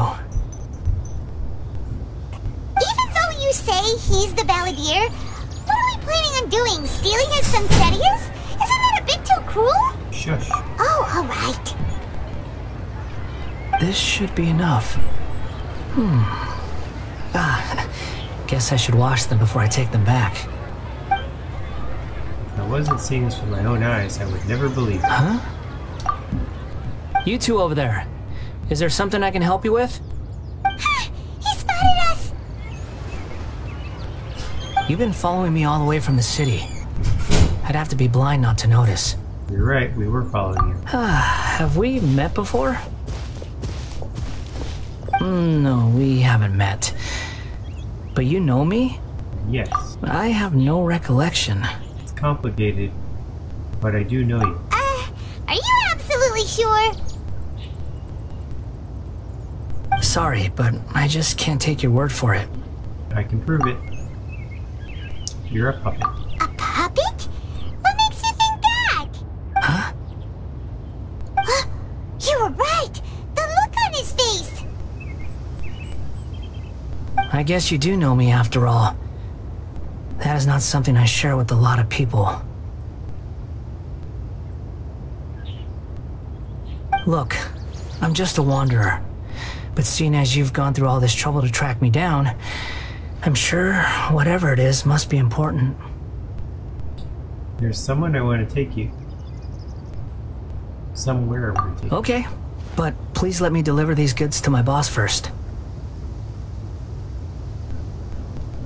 Are you really working for that guy? He said you don't want any more for it. Is that true? Yes, I ran into him out in the wilderness during a storm, and he let me take shelter in his cart. In return, I said I'd be his helper for a while. That's awfully nice of you. Let me take these back. Then I'll come with you, okay? Alright. Then let's return to the city.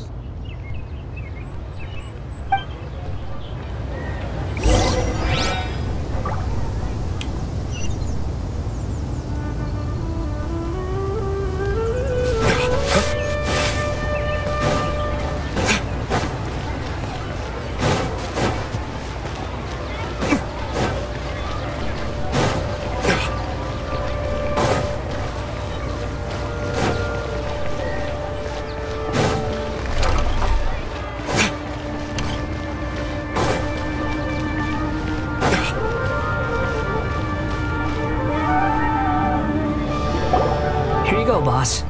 I'll leave them right here. Oh, you really went and picked some more. Who are these two? Something's come up, and they need to borrow me. Sorry, boss. I'm afraid I'll be away from the stall for a while. I was just about to pay you anyway. Go wherever you want, kid. Don't waste your time here. What? I get it, okay? You just wanted to help me out, to thank me for giving you shelter from the rain that day. Even then, I don't understand why you're so adamant that you don't want any pay for it. But look, it was pouring down and there you were, sauntering along without a care in the world, like you had nowhere to be and didn't even care that it was raining. Imagine you were me for a second. It's a little weird, right? Why is this guy traveling during a rainstorm if he's not trying to get somewhere? And why is he taking a shortcut through the open country if he's not even in a hurry? But anyway, taking you in didn't put me out even slightly. You don't owe me a thing for it. Certainly not all this. Your time is valuable. You know, you should go live your life. But I don't have a life. No, you're right. Then I suppose this is where we say goodbye. Thank you again for taking me into the city.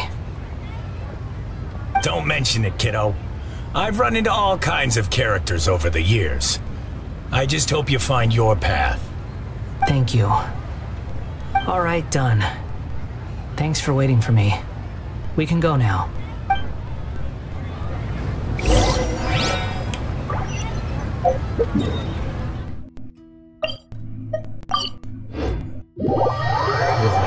Up, I think.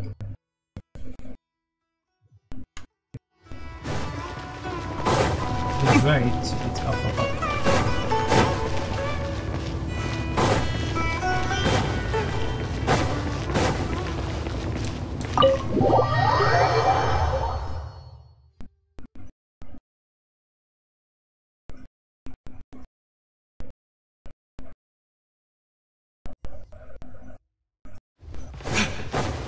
Look who's here.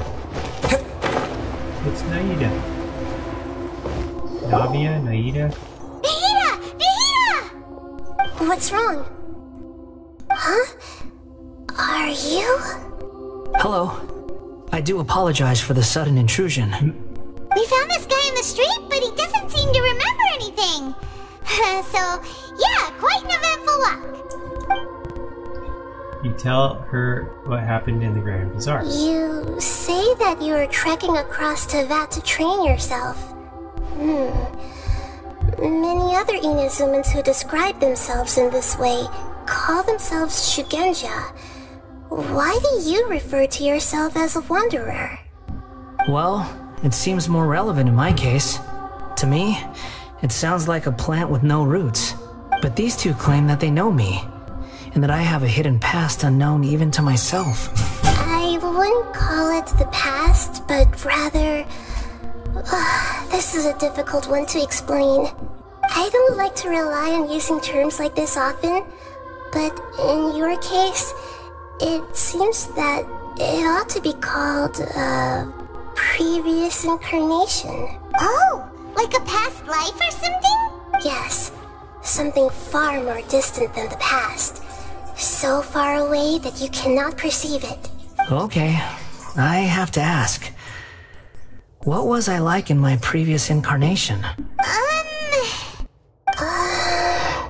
Oh, okay. I see. You want to tell me, but you can't bring yourselves to say it.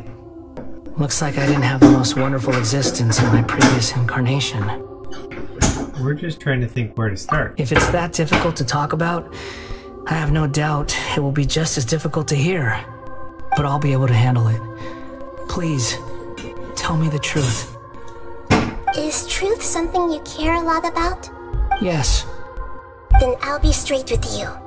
In your previous incarnation, you did many things that would be considered evil. You nearly died because of what other people did, and many died because of you. As a non-human being, you hated gods and humans alike. You drifted from place to place, never able to settle, even where you found status and identity. You adamantly believed that you were missing a heart. Actions rooted in persistence sometimes bear bitter fruit. Sometimes, you have to let parts of yourself go, or you'll never be happy. Naida tells the Wanderer about his past. I gave everything I had, but it barely changed history at all. In terms of the outcome alone, that's true. I don't think I can judge everything I've heard purely in terms of right and wrong. Each choice a person makes belongs to a specific place and time, a chain of cause and effect, a cycle of karma and consequence. That is the nature of truth.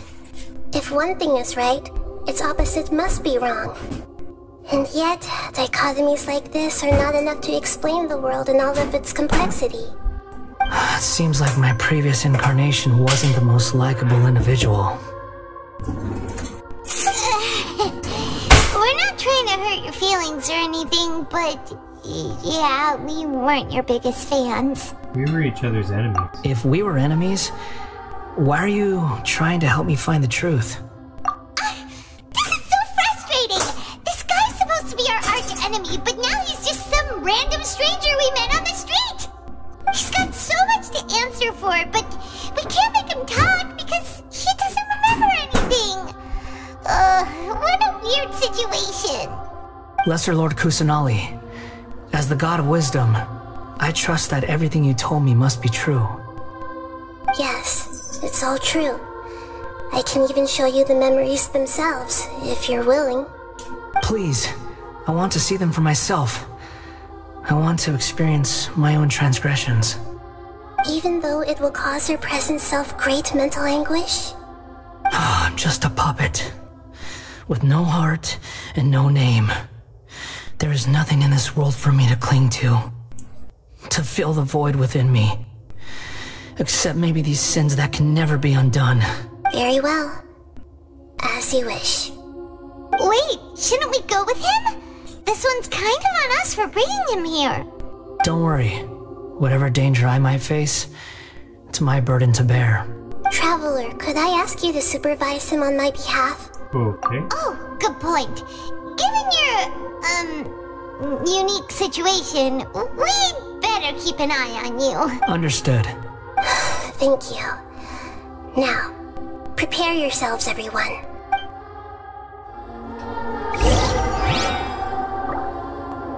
Okay, reminiscent drift. No matter what lies ahead, I'll face it. Whatever it takes. I'm just sorry that you have to join me for the whole thing.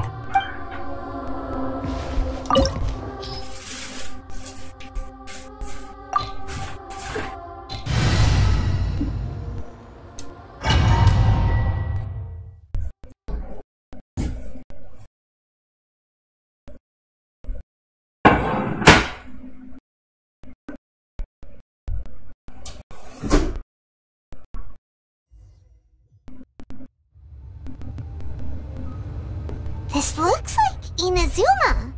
Right now, you're in a dream I created using information extracted from your memories. These memories will show you the raw truth, but be aware that enemies may react just like in the real world. Please be careful. Sounds like an immersive experience. It's a good thing we came along. You don't need to do this for me. I don't deserve your protection. We never give up halfway. Well, we had to once, but that was your doing. And now we're just finishing the job. Alright. Thanks. Wanderer, this is the Shake Pavilion. In your Balladeer incarnation, this is where the Electro Archon placed you after your creation.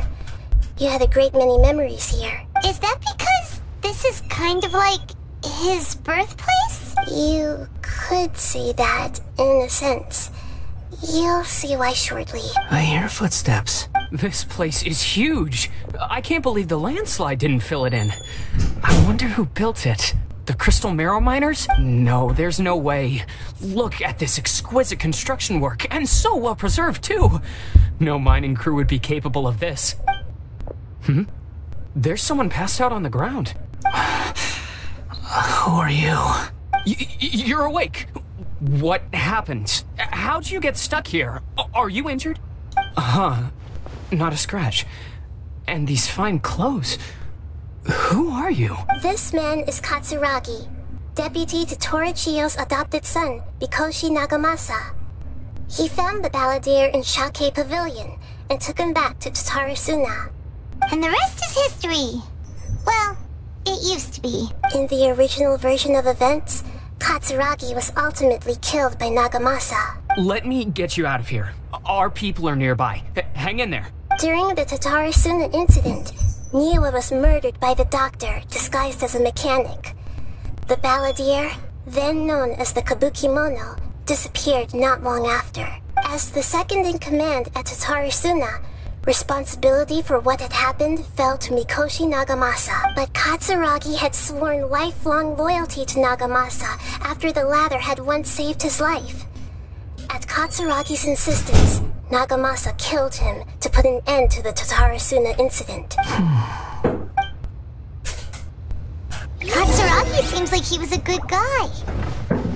He looks like a warrior, but he has a kind face. Why couldn't he live a long and happy life?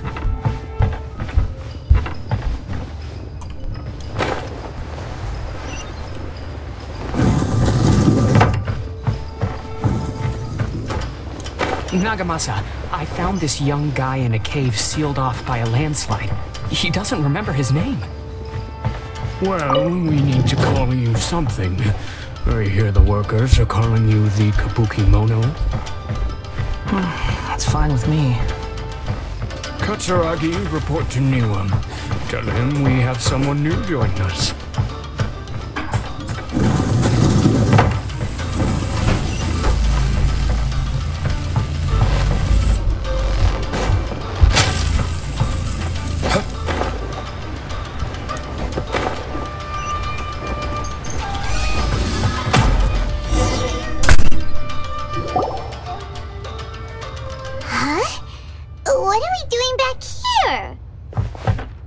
Voices. Whoa, this is where you were born?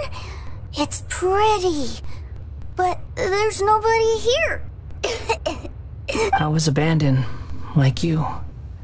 I lived here for a while at first, but there's nothing for us here. We can't stay. Okay. I heard my mom and dad used to make swords, but the factory manager died, and then my dad got sick. He kept coughing all the time, just like me. Then Mom started coughing too. But you can't. You promised me.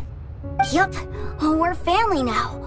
We're gonna be together forever and ever. This child didn't have a name.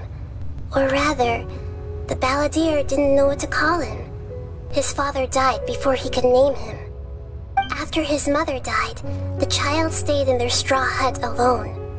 Some of the neighbors helped to raise him. After leaving Tatarasuna, the Balladeer ran into this child who didn't have a name, just like him.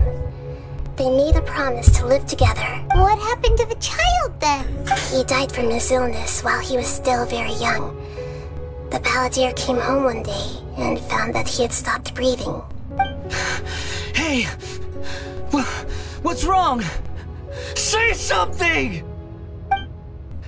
You promised me we could be family! You're no different from Niwa and all the others.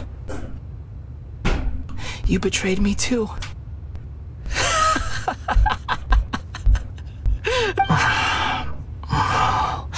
voices have gone.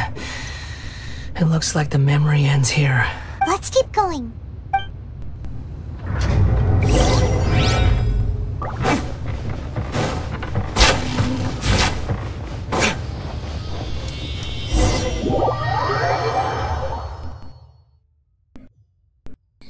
You do realize you're blocking my path.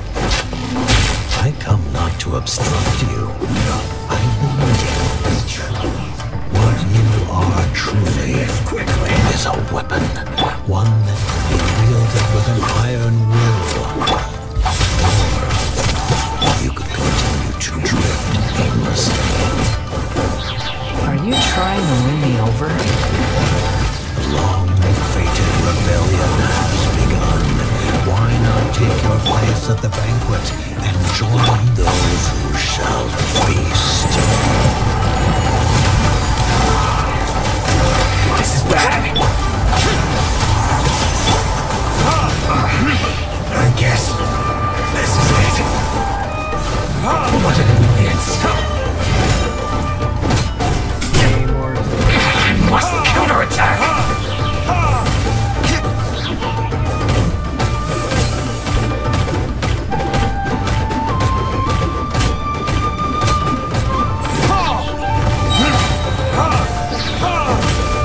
Verdict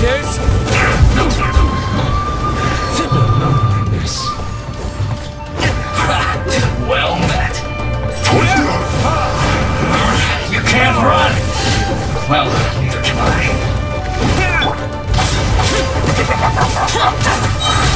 Evil conquest. No slacking off. Don't be a killjoy. We've only just begun. Worthless. Here. Worthless. Worthless. My duty. As a dutiful maid woman, I must leave no stone unturned. That all you got?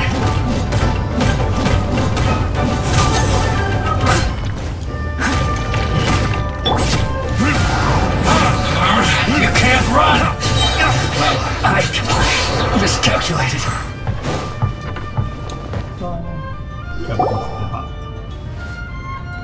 This place is dark. Paimon knows this place. It's the Delusion Factory in Inazuma. In the original version of events, the Traveler once encountered the Balladeer here. Such a creepy atmosphere. And so familiar. I remember this. It was an unsettling place. Hey! Look over there! Well, well, my fair lady. Is this rundown factory and these incompetent fools all for me? Wow. You shouldn't have. Huh. What do you have to gain from belittling your subordinates? You might not want to admit it, but you are a part of this plan. Perhaps you find fighting in the Abyss to be a more meaningful use of your time? Oh, but of course, even this pales in comparison to being experimented on by the Doctor. What a sharp tongue you have. Funny how negotiating never seems to be your strong suit. For the task ahead, I suggest you keep your true feelings to yourself. Save your breath.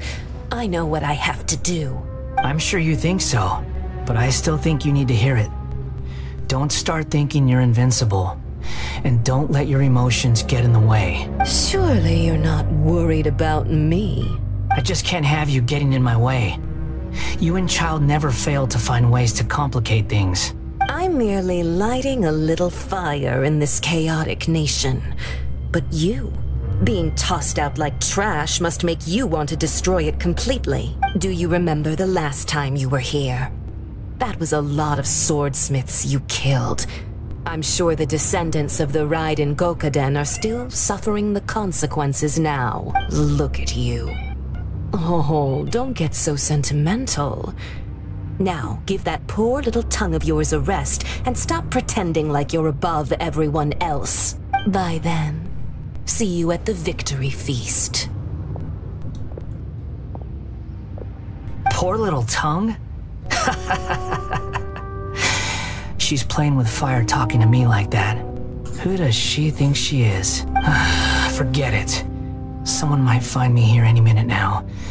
I should prepare to give them a warm welcome. The plot does not end here. There is more of this story to come. Wanderer, are you able to continue? Yes. Please don't worry about me.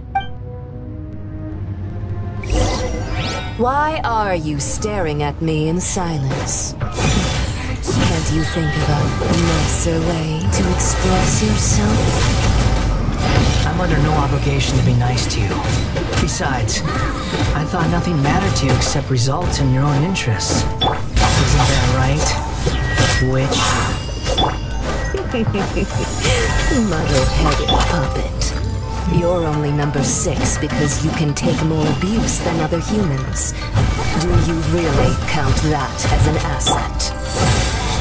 You're about as much fun to be around as a raging inferno.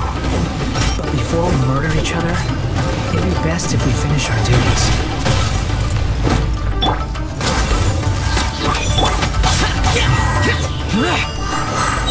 Disappear! You can't hide. Worthless!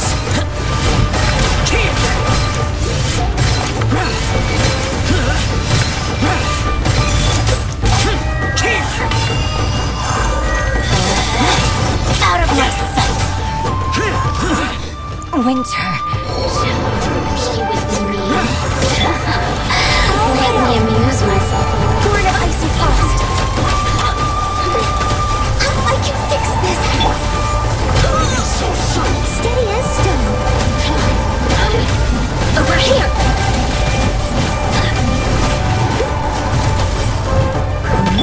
No touching.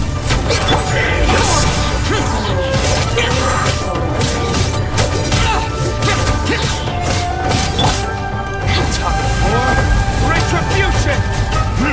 No escape! As a good knight should, I must leave no stone unturned.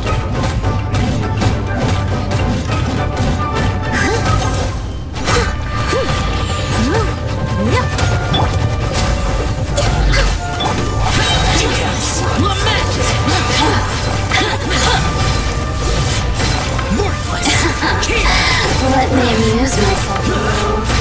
The more, the merrier. Worthless. Worthless. Look at me.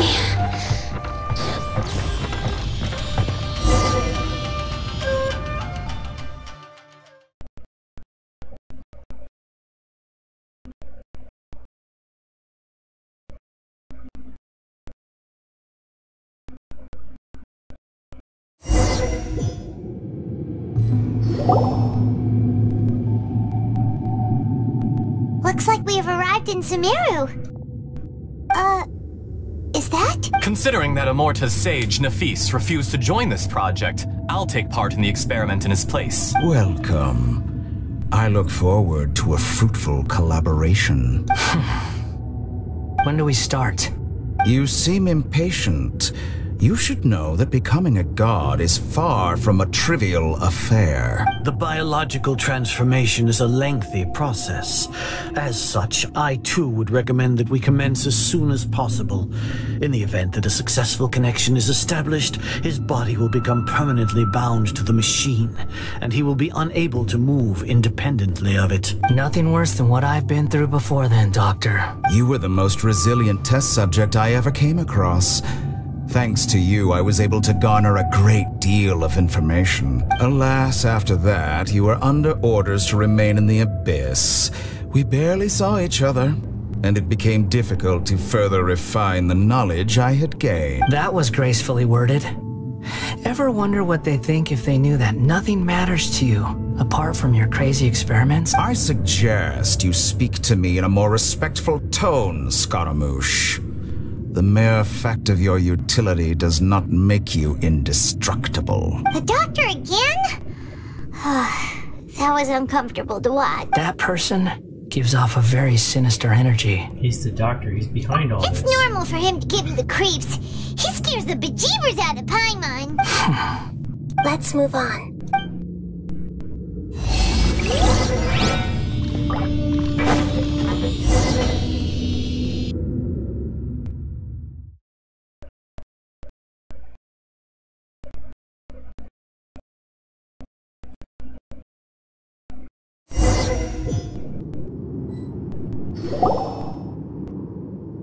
You're a god. Do you think I'm evil? If you accept that he is you, just as you are you, then yes, you are evil. In your eyes, are there any differences between humans and puppets? Do you think there are any differences between your present self and your previous and future incarnations? If not, then what are the differences between humans and puppets? Whoever has tasted the joys and sorrows of life in the human realm is human. Whoever has loved and lost, cried with grief, howled with rage at the tragedy of death that eclipses the miracle of life, they are human too. I've seen enough of my past. If possible, I'd like to reclaim the sins that are mine to bear. No matter the consequences, I won't run from blame or punishment. Whatever I am due, let it come to pass. Are you saying... Can you return my memories to me? Huh? But won't that mean you'll lose your current identity? I've always believed that human lives follow a set of rules, with each person being a collection of past experiences. As a puppet living in a human world, my life is subject to the same rules. Regaining your memories means reverting completely to your previous incarnation. All the emotions that you discarded will return to you. Are you sure you want to do this? I've lived with a void in my chest my whole life. My creator didn't need me. And ever since I awoke, I've just drifted from one place to the next. But then I met you. And I finally realized that reclaiming my missing sins might be my one opportunity to become my true self. Is this the true meaning of Greater Lord Rukkhadevata's words? A person can't erase themselves, but even though the original balladeer is gone, this person will live on in his place. Or a person's sins as an inescapable part of their destiny. I've always felt I have an innate tendency to yearn for something more, in a way that goes deeper than for most people. But for all my soul-searching as a Shugenja, I've never fully understood it. Looking at it now, it seems that I brought this curse upon myself. So I beg you, grant me this opportunity to gain a purpose, to change my destiny, and end my wandering. Very well. Since your mind is made up, I will return to you that which is yours.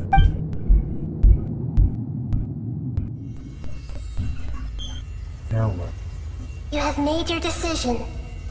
Now, take this.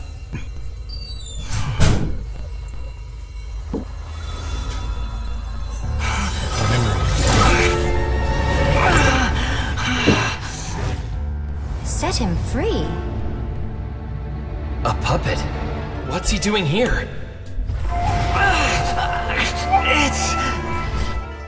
You're a human as far as I'm concerned.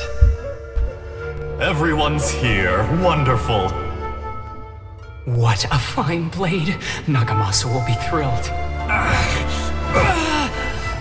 This is my...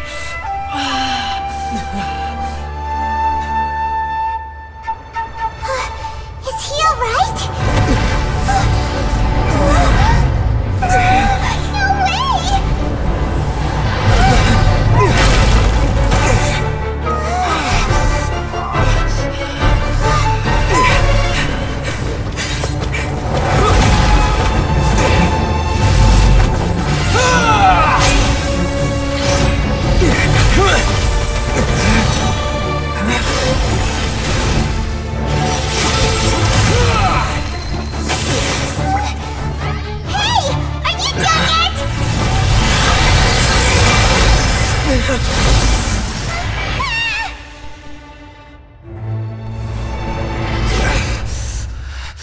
All worthless dross will be purged. That's why this won't be the end.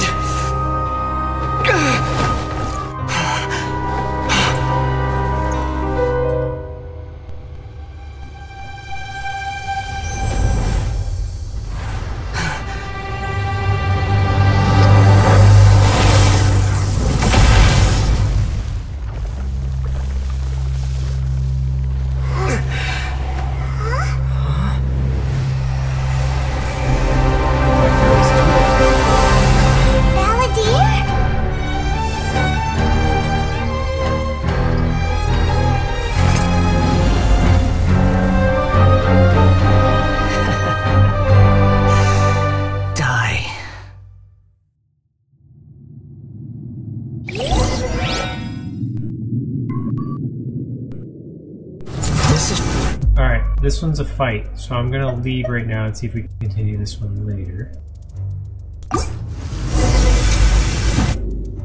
It says it locked it, so hopefully we can continue this one in the future. If not, we'll have to fast forward a lot.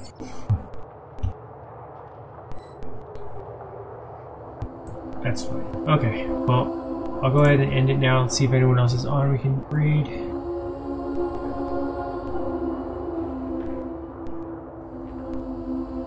Let's raid Tink Tink Games.